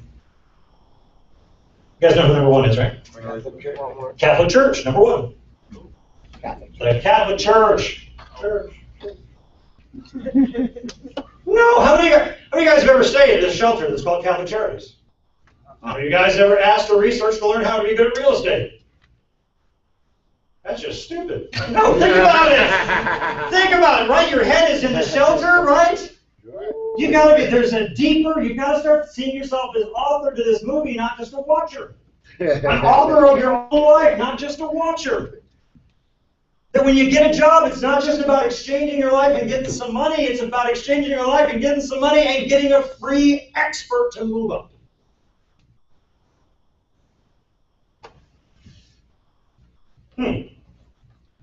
So if we go down the list on jobs, 7 steps to the job you want. We get to the third one, which is about the application. This one's changed, because as you know, many times people apply, and you have to apply online now, not in person. And that takes away, we already talked about Albert Moravian, UCLA, his 738-55 rule. Right? That only 7% of human communication is text, and now it all has to come through the internet, and they can't see you separate from all these other people alive. So there's got to be a way we can get over that. So on the application, first 2 things I used to always teach are, number 1, your application has to be neat. Well, if it's typed, it will be neat. So let's just call that properly spelled. Second thing it has to be is honest. Got to be honest. Right?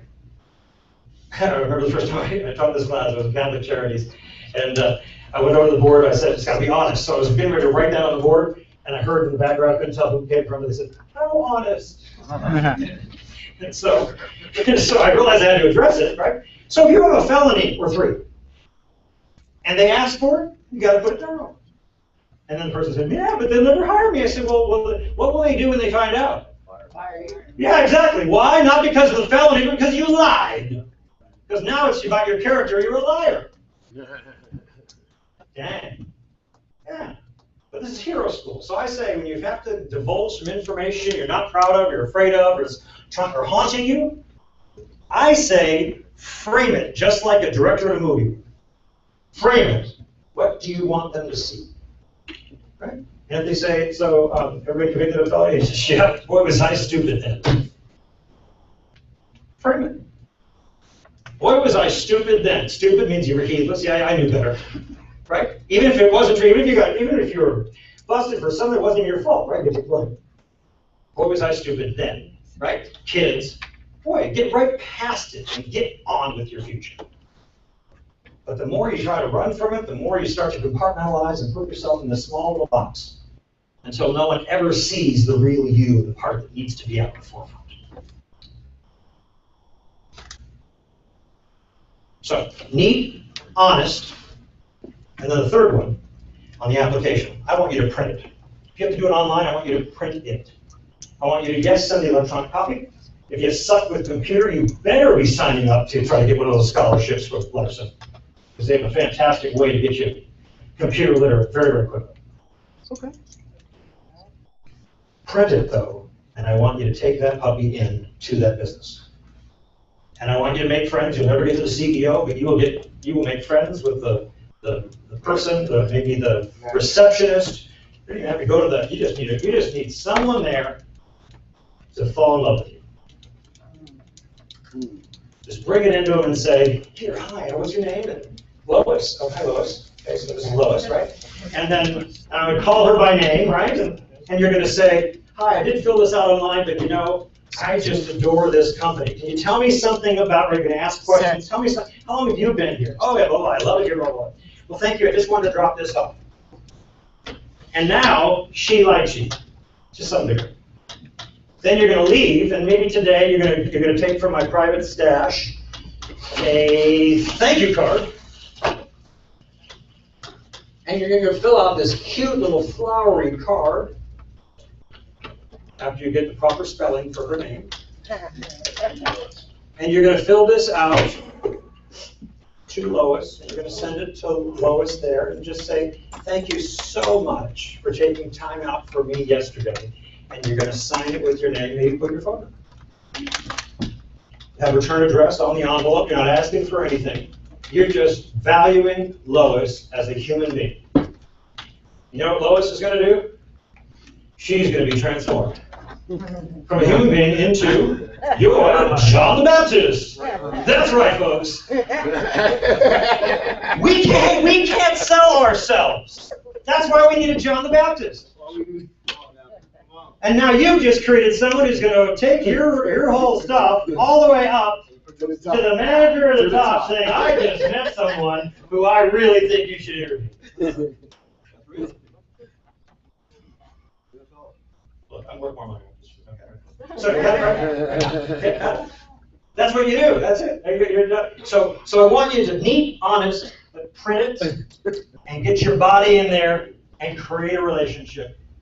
Hey, if nothing comes of it, she's still a human being. You're still you.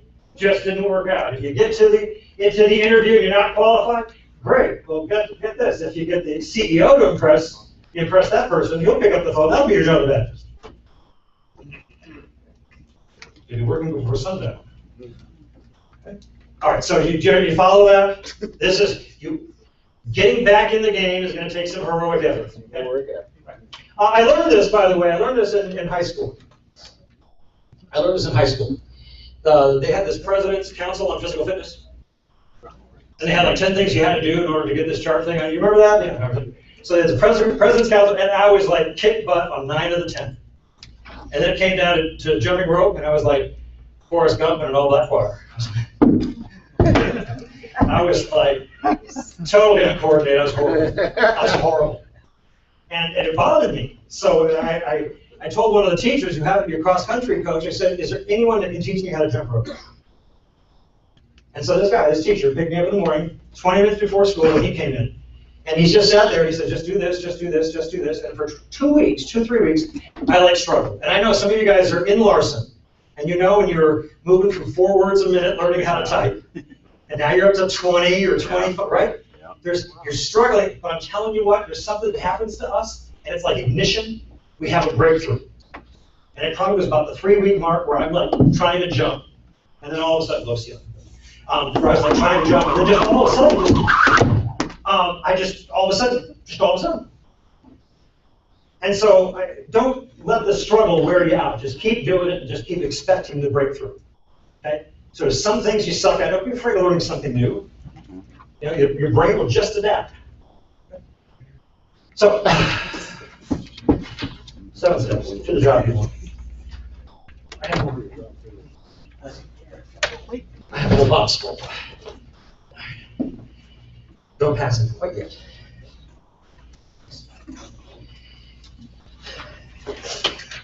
After the application, number 4 is human contact. Human contact. I'm going to go back to the back of the room here for a second.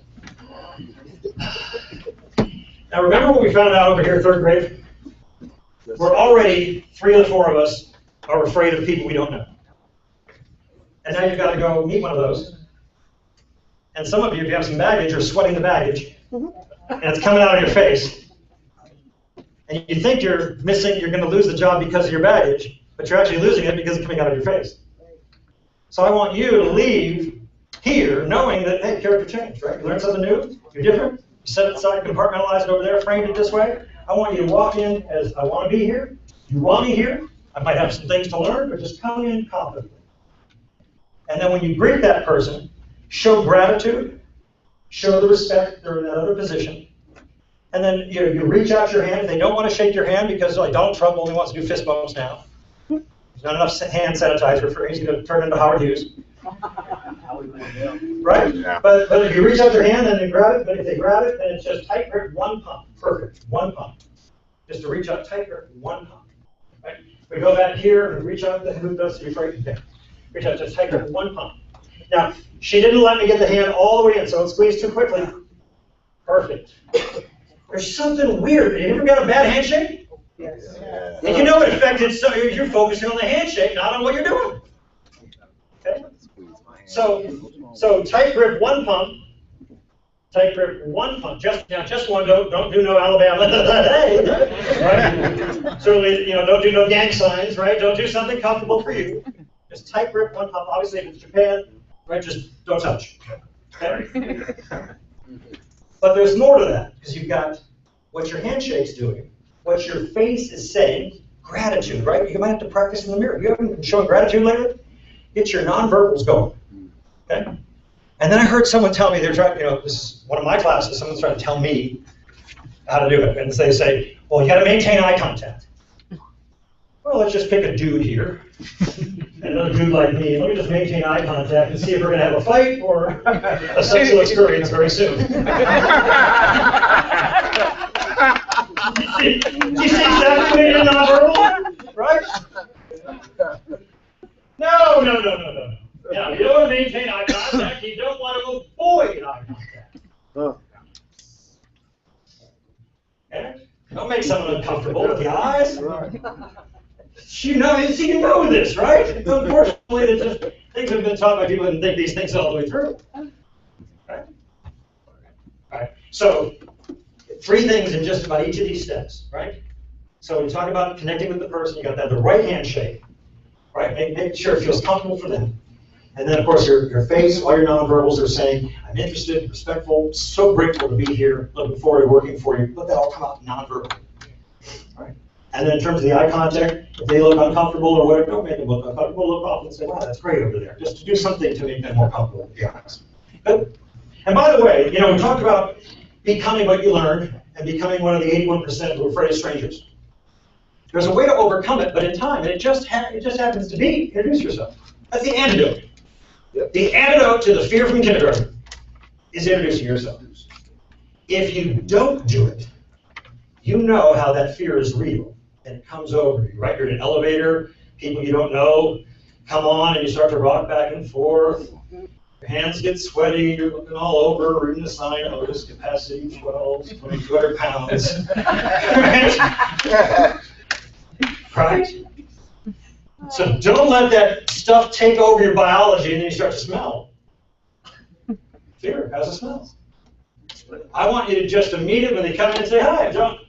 Right? This isn't an interview, so it's first, last name, right? Don't do just John, or you might get checks to John if you get an employment deal. Put an elevator. Just say, hey, John. First time in Vegas? And it'll diffuse the fear. Practice that enough, you'll overcome the wiring from kindergarten forward. Good? Good? All right. So number 5.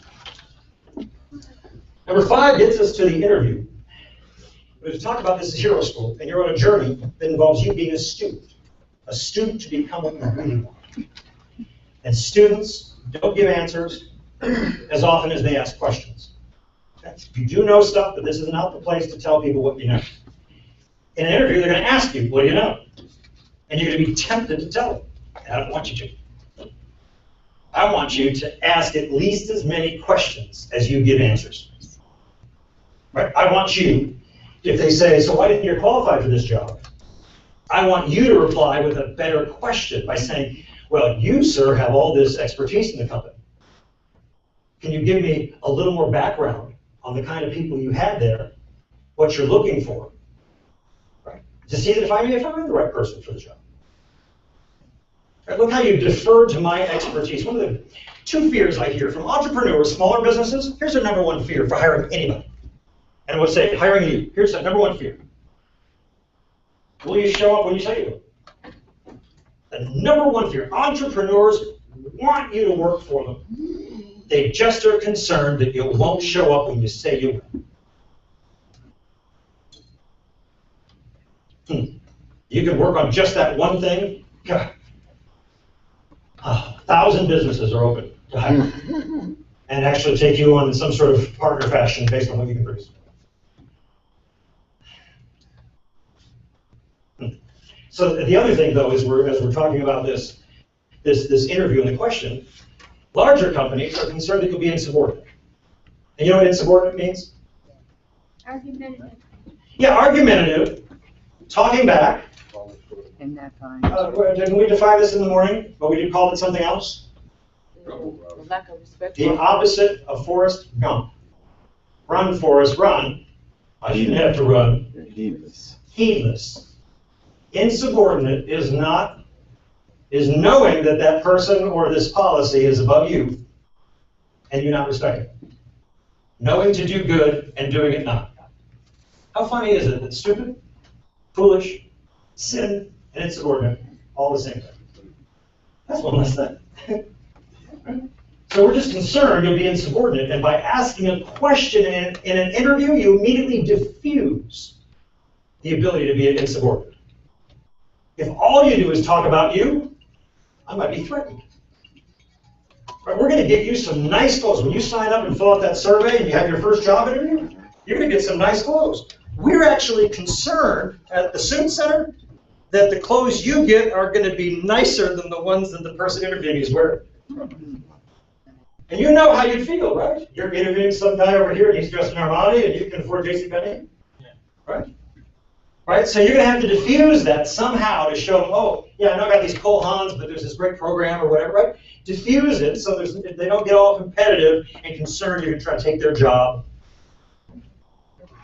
So there's a great way, by asking a question back, you diffuse the whole insubordinate thing by saying, well, you know so much more about the company than I do.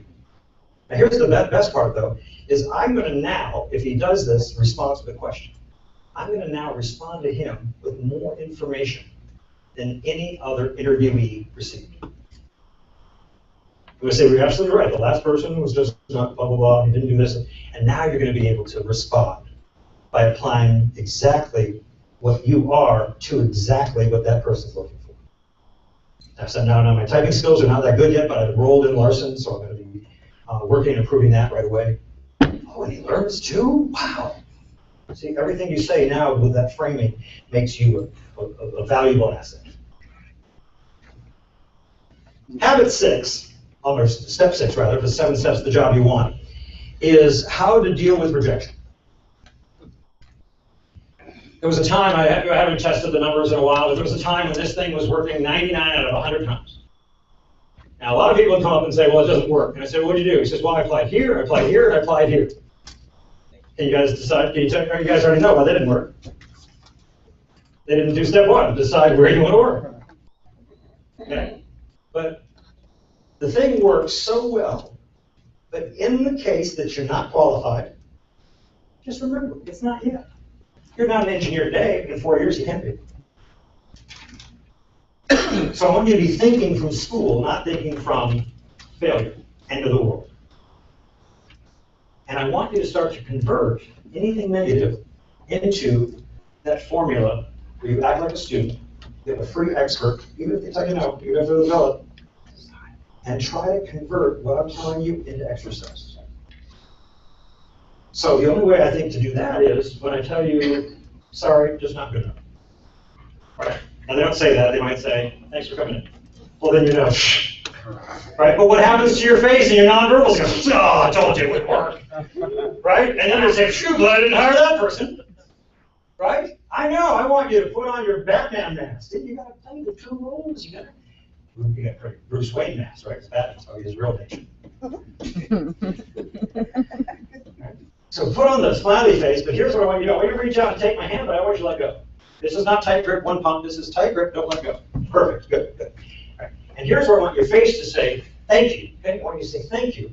But stop, because you got 3 experts still, even if you get the job. And I want you to ask me, can you tell me in what ways I wasn't good enough? See now, none of us want to go to the gym and get some random stranger to walk by and tell us how scrawny our legs are, or how fat our gut is, or anything that's wrong with us. But the truth is, well, Kierkegaard said that, right? He said, when you label me, you negate me. We hate to be labeled. You know what? It's where I reteach Kierkegaard. We love to label ourselves. Who knows what their astrological sign is? Sure, so we just shout that out, which works. I'm a Pisces, I'm a fish all over the place. Sagittarius. I'm a Gemini. I'll see you in 2 weeks. I'll be a different person. I'm a Pisces and I'm a Gemini. We'll play golf. It'll be a foursome. No, I'm an engineer, right? We're proud of what we want to label ourselves. We hate when someone else calls us something else. So I want you to shift this dynamic from some random stranger to you asking and owning, just like you would ask a physical trainer to say, what exercises should I be doing? But you might not be able to ask what exercises is kind of making that person work, so you just say, what ways am I not good enough? And then you figure out, reverse engineer those 3 things into turning them into an exercise you can overcome. And they might do something like, let's see, who's going to be my, right over here. So we get to this gentleman here. I just know he won't beat me up. All right. So we do the handshake. We say thank you, and I want it to be tight grip. I don't want you to leave. Oh, excuse me. There's more. Yes, and you smile and you say yes. Just before I go, would you please just take a moment and tell me in what ways I'm not good enough? Can you give me 3 things? Well, okay. First of all, our customer base isn't really fond of the whole facial hair thing. The goatee thing is so a Latin American artist. Okay, so you don't want that. And just smile and say, great, don't respond, don't talk back, had 4. Say, okay. Number 2, well, the last guy was in about the same shape and he washed out, just wasn't strong enough for the job. Great, okay, thank you. And there's so much data recovery. We just have to, at the end of every shift, you have to type in all the stuff that you've done. And we need someone who can type 45 words a minute, and I can see from your resume that you can type 4 or 5. So I want you now to say thank you, great. But the moment you leave that building, I want you to write down the 3 gifts that person has given you. I want you to write down facial hair. I want you to write down, not strong enough. And I want you to write down, can't type word lamp. Okay? And now, since you're in hero school, is there some sort of exercise or some sort of expert that would help you be able to get rid of facial hair? We call that a razor. Very good. Excellent. Done. How long? And if you want to work there, is that too big of a deal? Oh, I was harassing this homeless. Well, it was rainy one day. I was on Rancho Road. There's this homeless guy looked like Grizzly Adams. You remember the TV show Grizzly Adams? Yes. I mean, he had critters living in the beard, I'm sure. But anyway, this guy had such a long beard, lived on the corner. It was raining. I was stopped at the light, stuck at the light, and I decided to get out because I had the time. So I just got out of my truck right there in the turn lane. And I said, so what's the deal? He said, I'm an electrician. I'm looking for work. I said, well, are you willing to shave that beard? You would have thought, if you read the Harry Potter series, they have this whole port key thing where it's like you get translated from one part of the planet to another, and they say it's like a hook in your gut that yanks you back. You would swear there was an invisible hook. I said, are you willing to shave your beard? And it was like, shoo, he flew back like 12 feet. And he says, no, I've had this beard for 26 years. And I go, oh, is that's what's keeping you from doing it? Right. I don't know who he's growing it for, but I'm sure the person's probably not going to lie. No, look. Growing up, look, I made a list of what does it mean to be a grown up? Like the Apostle Paul said, when I was a child, I thought like a child. I understood things like a child. I did what children do. But when I became a man, I had to put away childish things. I started thinking, what does it mean to be a grown up? And one of the things is, you got to stop trying to impress people who aren't even looking.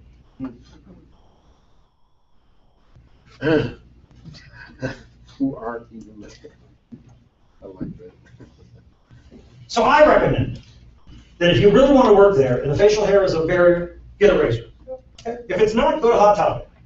Right? Pick a place that enjoys it. Right? Second thing, what was the second one? Strength?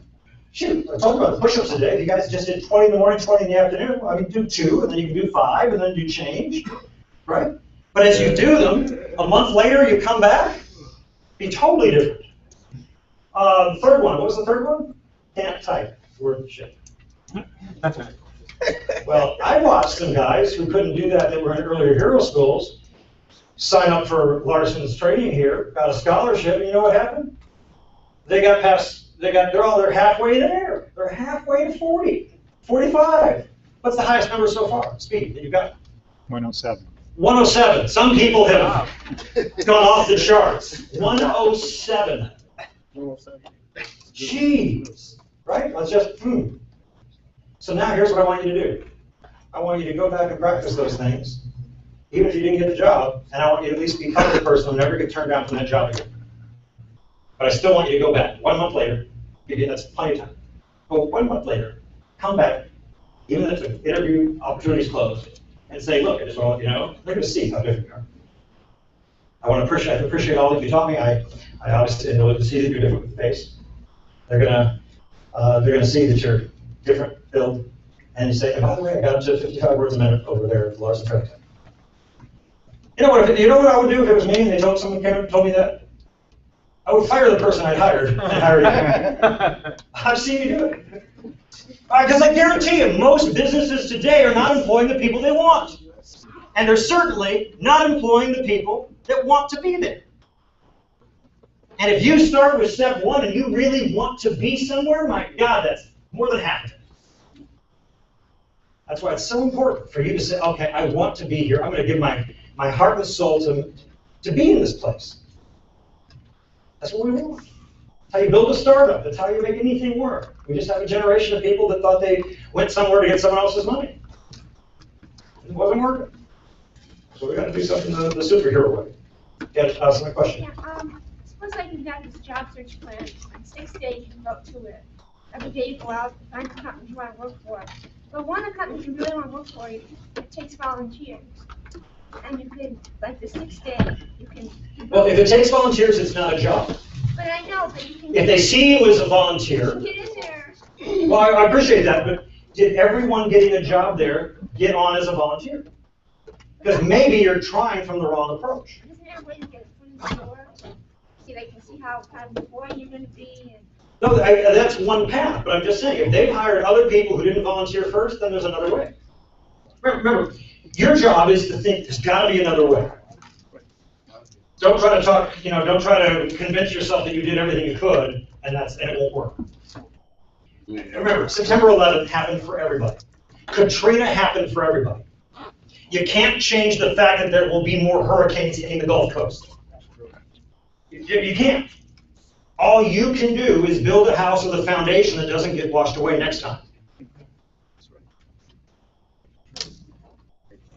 When September 11th happened, I had 2 students that they both worked in the same department, same job at the Tropicana Hotel. And if you were in Las Vegas during September 11th, 2001, when the planes stopped flying, bringing in people to gamble and keep the city afloat for like 6 days, one of them came back to the class and said she was just laid off. Tropicana laid off half their staff.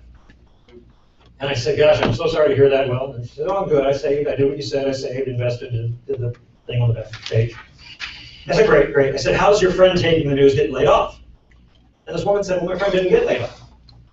Right? And it's like Blue's Clues, right? There's another like, well, let me get this straight. Same circumstances, same hotel, same job, same everything. One gets laid off, one does not.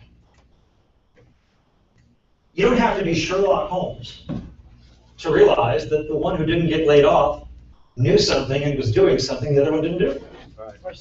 It's not fault, but there was something. She was actually younger.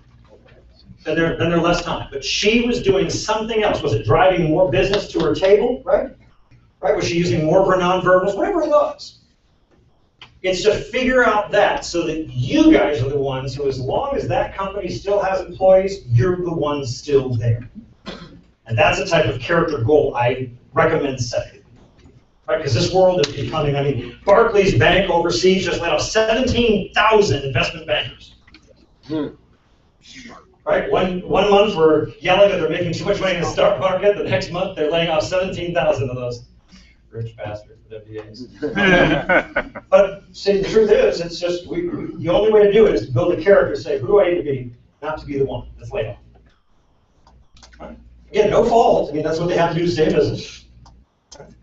Walmart's not changing their mission statement for you, but you can at least be the one that moves up to Walmart. Make sense to you?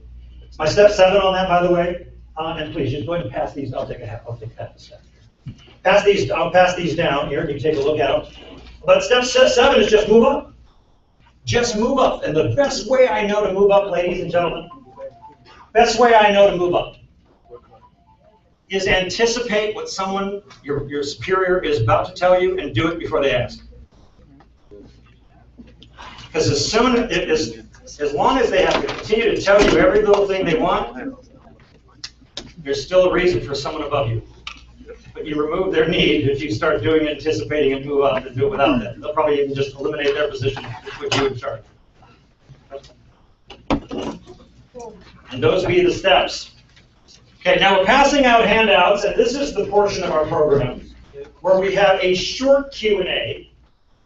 Anything that we covered today, question and answer session, knowing that we're going to have a detailed, specifically to your lives Q&A on Monday in the Larson trailer at 11 o'clock. From 11 to 2, I will be back here for a question and answer so you can bring me specifically what do I need to do to get to take care of this. At that time, we'll also, if you need ID, if you need whatever, we'll create, not just give you an answer, but we'll help you with the path. Got it? So for today, I wanted to make sure we had a short Q&A. If you guys had some sort of question that something you've yet to understand from this morning or this afternoon. So any questions right now will go for 15 or so minutes. You in the back. You have a question? No. Yes. Hi. Yes, you in front. You were talking about, let's see, I think it was step 6. Anyways, what you said was after the interview, then take that handshake a little bit longer and say, can you tell me what I did wrong? We kind of know that. Yeah. Well, you can find a better way for you to say it, but really you're still trying to ask for them to tell you how you're not good enough. But remember, are you hearing the question here? See, improve is not change. Okay? And remember, I learned this doing a university class. I did it for a graduate school, but one of the kids in there was like the boyfriend, underclassman, one of the girls in this class, sociology. I got done doing this hero school for a university. And this boy pops up and he says, at the very end, here you guys are doing a presentation, someone pops up to try to now dispute you. And then, so this guy does, and he says, well, I don't believe it's change, I think it's growth. That we're looking for human growth, not change. I said, that's great, what grade are you in? What year are you? He says, I'm a junior. And I said, great, because we're gonna help you then just grow and grow and grow as a junior.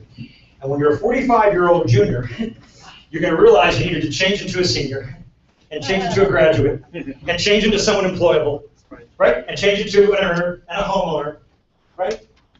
It's both. Now, once you become an engineer, we want you to grow and become the best engineer, right?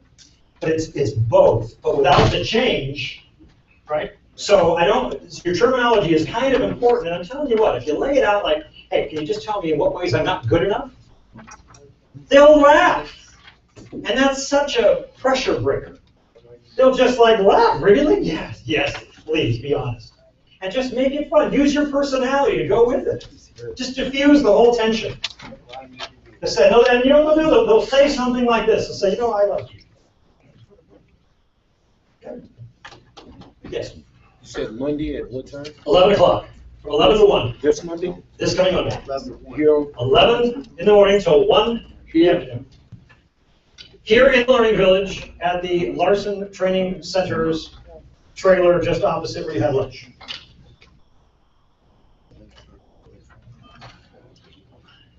Oh, come on, no more questions, really? Yes, hi. I have kind of a question about the question you just answered. Yeah. Why would you assume that you're not good enough when you're leaving and they say thank you? Or you say thank you? Because nonverbal speak 10 times more powerfully than the words. And you can feel, you can sense when someone is telling you thank you. Yes. See, thank you is not, you're hired. Right. And you guys can't keep settling for someone just liking you and you not be hired. Right. So just jump ahead, just say it. Just say it. Just take authority over the interview with somebody else.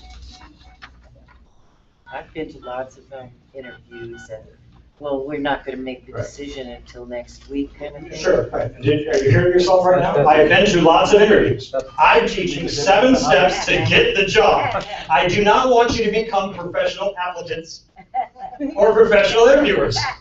I want you to get the job. Okay, if you want to get the job, that's my 7 steps. Okay? If you want to, oh, I don't want to hurt their feelings, and I want to get like me, yeah, you can be unemployed 3 years later and they like you. I want you to get the job. And that's why you have to be bold. You have to be bold. Yes. The 4 habits of the good side of it was value in self, take blame responsibility, learn vertically, and don't talk back. Let's add value first. Add value first. First. Right, like plant seeds before expecting return. Okay. Give before you ask. Read the rest of your list again. Take blame responsibility. Yep. Number 3 is learn vertically, not horizontally. And number 4 is don't talk back. Just say, okay. Well done. Excellent. You go ahead and pose. Okay. Did we pass out raffle tickets yet? Yes. Right on. You have raffle tickets? Yes. Okay. All right. I'm going to do one more thing before I call that raffle.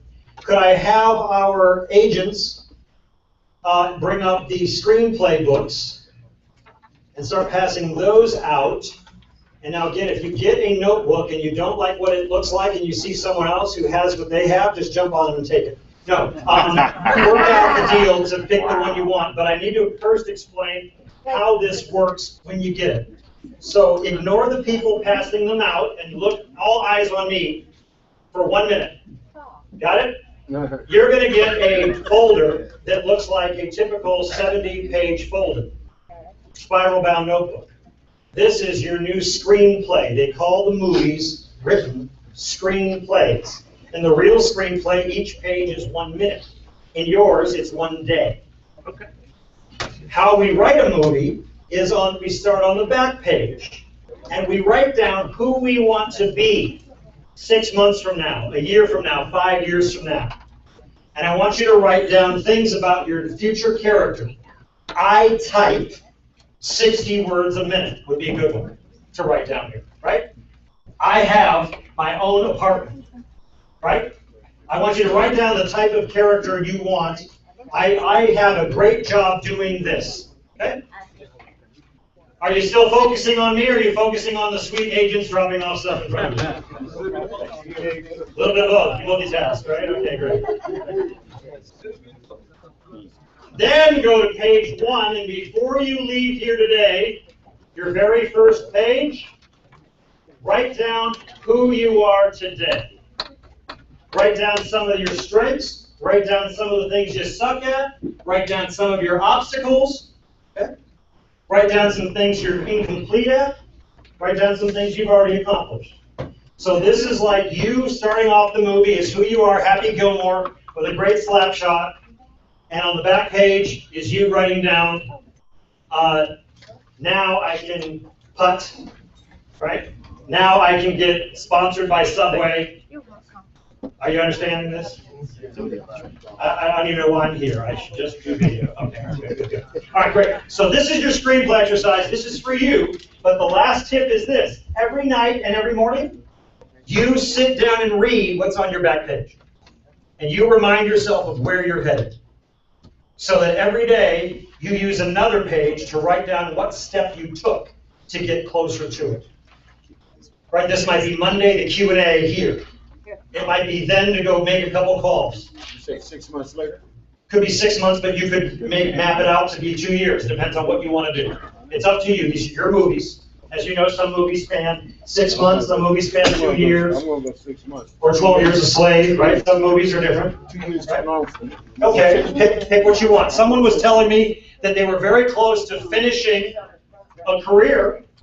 They just had to do some practical stuff, but they needed a job in the interim. So make it 6 months that you're going to get the stuff done for this career, at the same time achieving a job that helps you become stable. This is your next movie. And you know what? Office Max has plenty more when you're done to write the next movie. So you don't have to just think this is your last movie. You can have it a trilogy. You might call your movie Return of the Jedi. No, pretty good. No, okay. Tough road. You just want the raffle, don't you? All right. All right. I'm gonna find how to put all the raffle items on.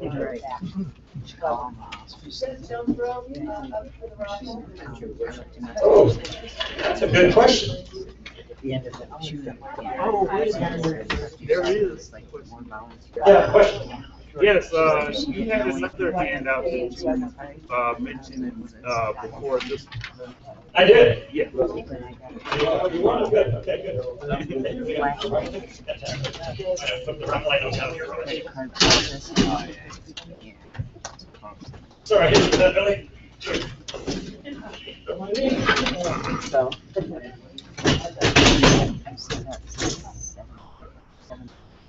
All right. So I don't forget, I'm going to be announcing as I put it out here. Don't forget remote control helicopter. Thumb drives. These are 16 gig thumb drives. So each winning ticket you choose from one item on the table. What are they? Thumb drive? A book from me. I'll sign it, but you must sign it. All right, my junk rope. Let's see what else we have here. Your wallet. Tell your tiger mug. Oh, yeah. You got the cereal.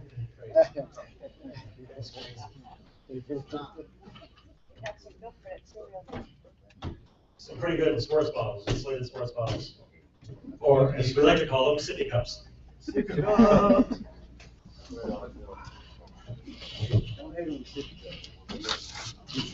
Oh, does anyone need sunglasses? How many people? Great. Here, you, right here. Yeah. They have little stickers in front of the lenses, so they're going to look a little weird until you peel off the stickers, but they're pretty good glasses. Would you take these glasses and choose who to give them to? And keep your yourself, obviously. Thank you.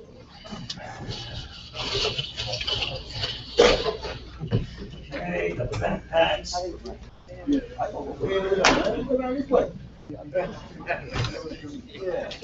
Don't hate. Don't hate. This thing is so nice. Different colors and styles. Ooh.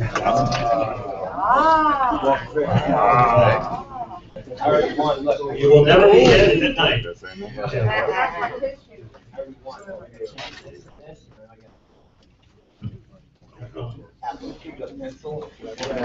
All right, and then I have an envelope here. All right, so here's the way this is going to go down. What are these hands up for? Hold on. Here's the way it's going to go down. We're going to hold the raffle. Radio. Reverend. I ain't heard that forever. He said radio. And you either select an item from the table, or you'll get 2 bus passes. Ooh.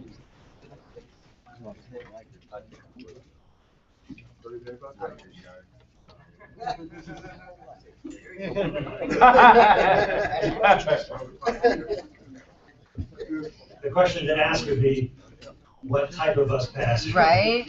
Not, yes, no, these are 24-hour the moment you swipe them. Affordable. Okay, so I guess we should get going on the raffle, huh? All right, let's be winners. And where's that? We're doing about the, how many, last 3 numbers, right? Or the whole number? We hope that's how that works, yes. Are you ready? Our first winner. And I want you to guys to do courtesy golf claps for every winner. He's putting for birdie. So the last 3 numbers, 561. 561. 561. 561. Bueller. Bueller. 561 going once. 561 going twice. Somebody's got 561. 561. And I win! Yes! No. Okay. So our first winner is not 561. Sorry, Dave. Yeah. Ready? Again? That won't do. But that is creative. Find it now. 566. Number 566. Number 566. Number 566. We have a winner. Really? 566 was sweet. First place winner. It is indeed. Congratulations. Hang on to that and then just go walk when you're done. No, you gotta pick what you want. But then you're gonna walk on back and start getting some clothes. Okay. Okay. What do you want? What's he gonna pick? What's he gonna pick? Come on, drum roll. Like I do it every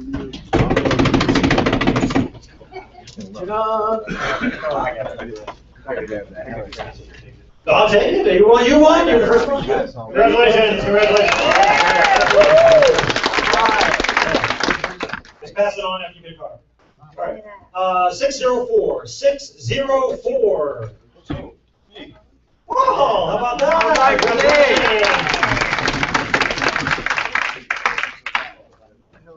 I'm Renee. You did. Okay, great. Now you get the helicopter. All right. Very close shoes and stuff like that. All right. See the helicopter. Next on the list. 583. 583. 583. Last call, 583. And no points is wrong. No save. Very nice. Next is 600. 600. All right. 600. Winner now. Come on. Yeah, I love it. Look at that. Keep your heart out. Oh, go to bus passes. Yes, sir. Okay, so come on. Yes. And I'm going to get you 2 bus passes. Yay. That's a good one. There you are. Right on. It's just that simple. Been a good day though, hasn't it? Yes, sir. Excellent. Great. All right, here we go. 538. 538. All right.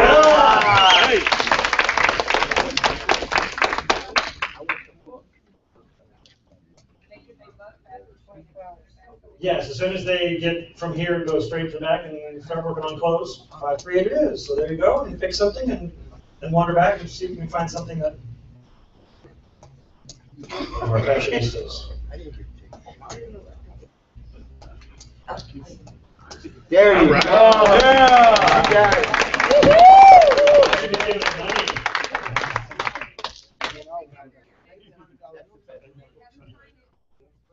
Can I see it? I'll come back to do that. I'll find you.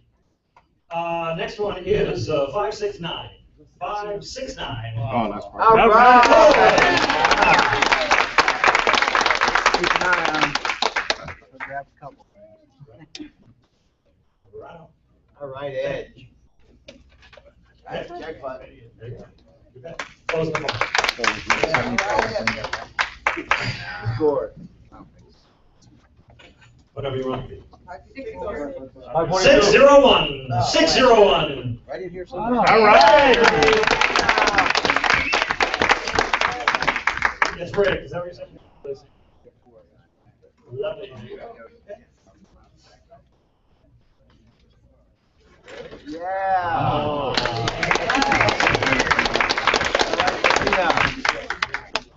Okay, and then 573. 573. 573. Right on.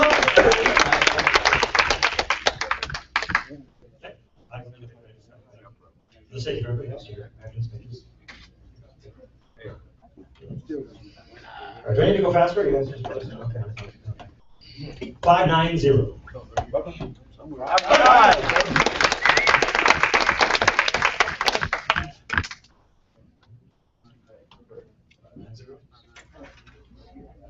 Here you go, sir. Go find the clothes. And 557.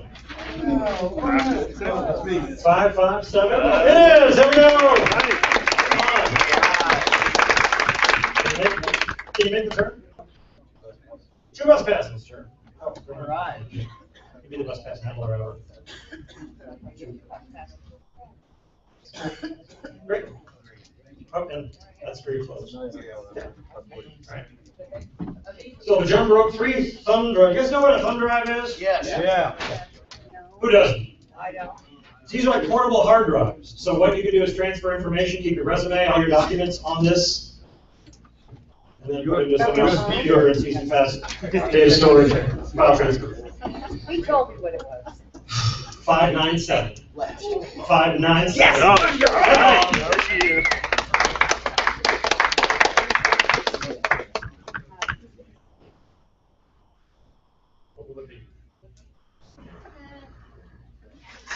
All right. Okay. Well, we've got a few things left here. 541. 541. All right. 541.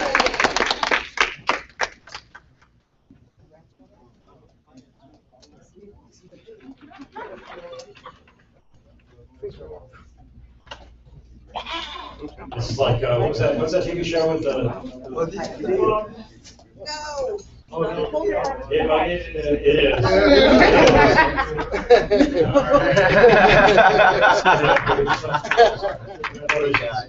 Oh, look at you guys. All right. 542. 542. Well, All right.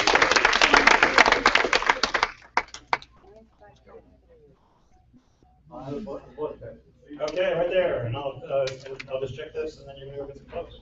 There you go. And 585. Last.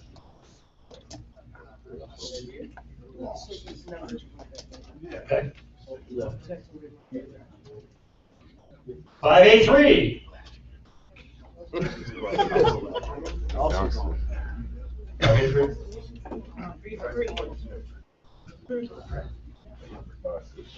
Five 7-0.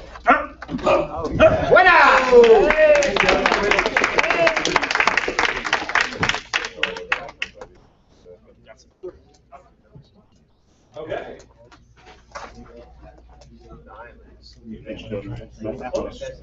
Does that say Muirfield? We're getting there. Does that say Muirfield Village on it? 606. Really? Yes. Place that. You don't want it in here or else we- You said the US Open there. Okay, that's, so it's you. I do. So it's you. Give it a try. We're gonna give it to, quickly, time wasted.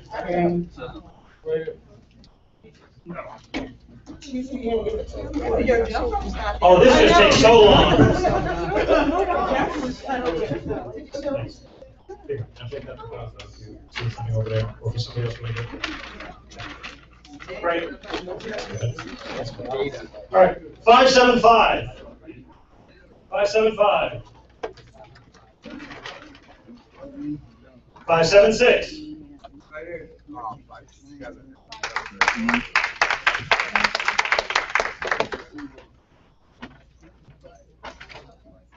Congratulations, something there. Okay. 584.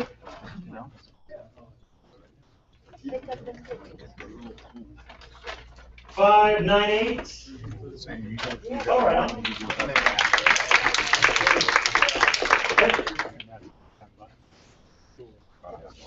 Rub it in.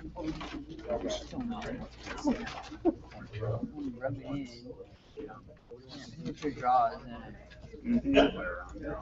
Once just jumped out. 660. 660.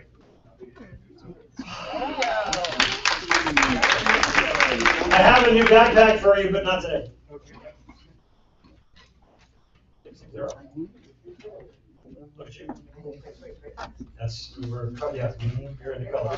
Or shoe bus pass. I need to get this for Water boat or bus pass? Bus passes. Not bad. All right, we're still going. Right. right, and now one last one. 587. All right, we got a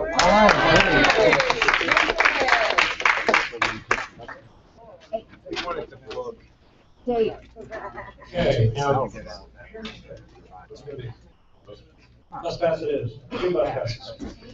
So from here on out, since these bottles were not that important to you, here's what I'd like to do. Judging from the number of tickets that we have in the feed bag, how about if each of you bring your ticket up to Kim and she will give you a bus pass? Make a good line, don't jump on her, but just bring your ticket to her, show it to her, she'll hand you a bus pass, and then walk on over with that to start working on your clothes. And thank you all for the fun time. I got it. You got a brand new backpack. I didn't put my goals in it. I did. I started on mine. By the end of the year, I'm gonna save $5,000. Type 40 words a minute. Oh, you did? You sure did. Save how much? Yeah.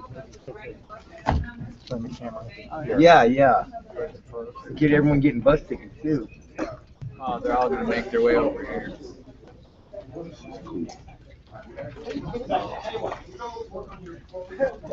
The guy came with one piece of paper and a chewed up pencil. I couldn't go wrong by a notebook and a pen. Now, what about? By the way, on the front table, all the way back, Tape we measure, have what's these that? little green packets that look Thank like you. hair Bring it care back. products. Yeah. Because they're hair care Thank you. products. I'm gonna put this goal handout there, so make sure you take your goal handout. So take I won't that let with anyway. you out there. Would you get me one, Scott, while you're up there? Yeah, I'll put them all on the back table.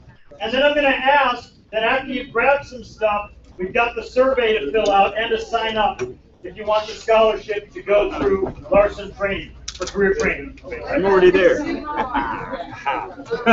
So are you gonna be able to bring that back in? I'm sure. I mean, I'll tell them. I knew what we were doing today. Close door. Yeah. Yes. So, and then if anything, I'll show them my raffle ticket. That'll convince them. If they don't believe anything else, that'll work. I'll be all right. That's I'm getting staff on to it. Right. How was, right here.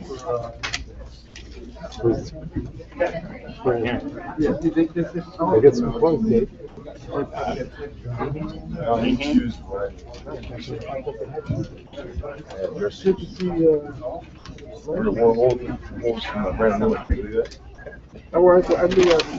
Where's Fred go?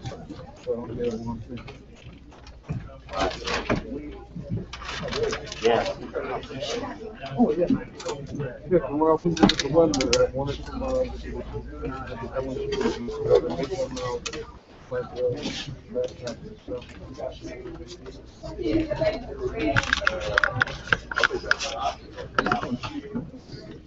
Okay, so this is it. Hero School is over for the day. How did you guys like it? I loved it. I thought it was pretty cool. Yeah. Interesting. Yeah. I've been doing this for 8 years. Okay. He talks about that, going at, Well, you need to come over here and get on this side of the camera. he talks about, temperature. I thought it was pretty good. You gotta move in closer. Let's move this out of the way.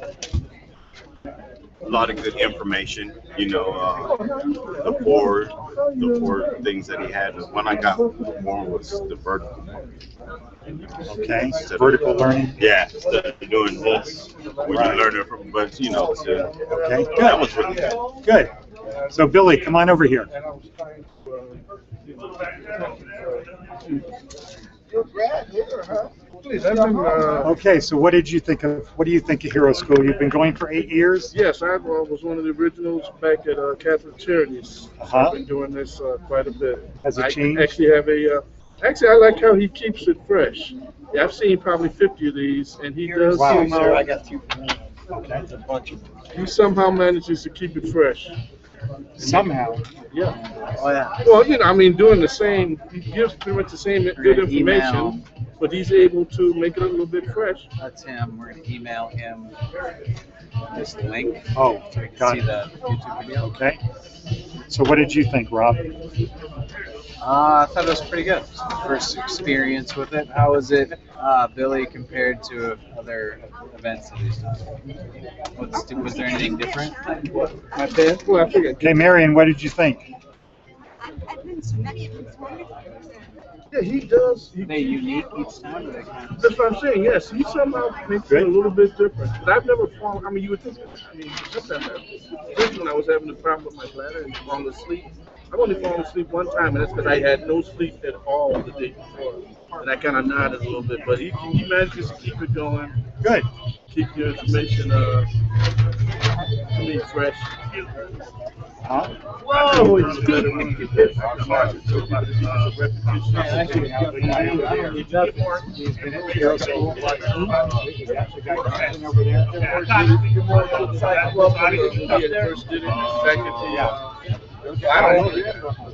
Okay, Scott, come over here. Yes, sir. Okay. Now, what did you think of Heroes? I thought it was very good, and You need to move closer. a lot of this stuff I already learned from our director at Larson Training, but the main thing I got out of it was ask people what I need to do to succeed. Ask the expert. Okay. But a lot of this stuff is going over Larson Training. So, Keith, how do you feel about today's event? Oh, Kevin, Kevin. that's Okay. all right. I loved it. I think the turnout was absolutely wonderful. I think that it's an added value to our community, which I love to see because it's always I would say givers gain. Givers gain. Givers gain. It's amazing when you give, you gain each way. So, Good. And how did this compare to other ones? I think we've had the most I've seen since I've been doing this for 2 years at one place, which I was really Because there's impressed so with. much more space, or what? I think it's bigger space. It's local. It's downtown. It's easy accessibility. Come in, and plus the container park adds a value to it also. Good. I think the component of where it's at. Okay. We're growing the community is what it is. Now, what did you think? What's that? Let's complain about it a little bit. Don't complain. It's not as intrusive as What's that? it's not as intrusive as What like do you nothing's mean? been Oh, like interrupted. from the other one? Yeah. No, this is you don't have people telling you what to do like you do. Right. That's government. This is different. Okay, now, what did you think of this? This is for the rest of the world. This is Oh. live on YouTube. Well, it's helped me tremendously. How's it help you? Well, Because I see you have a notepad with a lot of pages in it. A notepad. and that's number one. And number two, I never knew how to format my emotional planning and projecting. Now, Okay. Great. Good. Okay. It's been here. This is your This is actually my- fourth time. you've seen me for the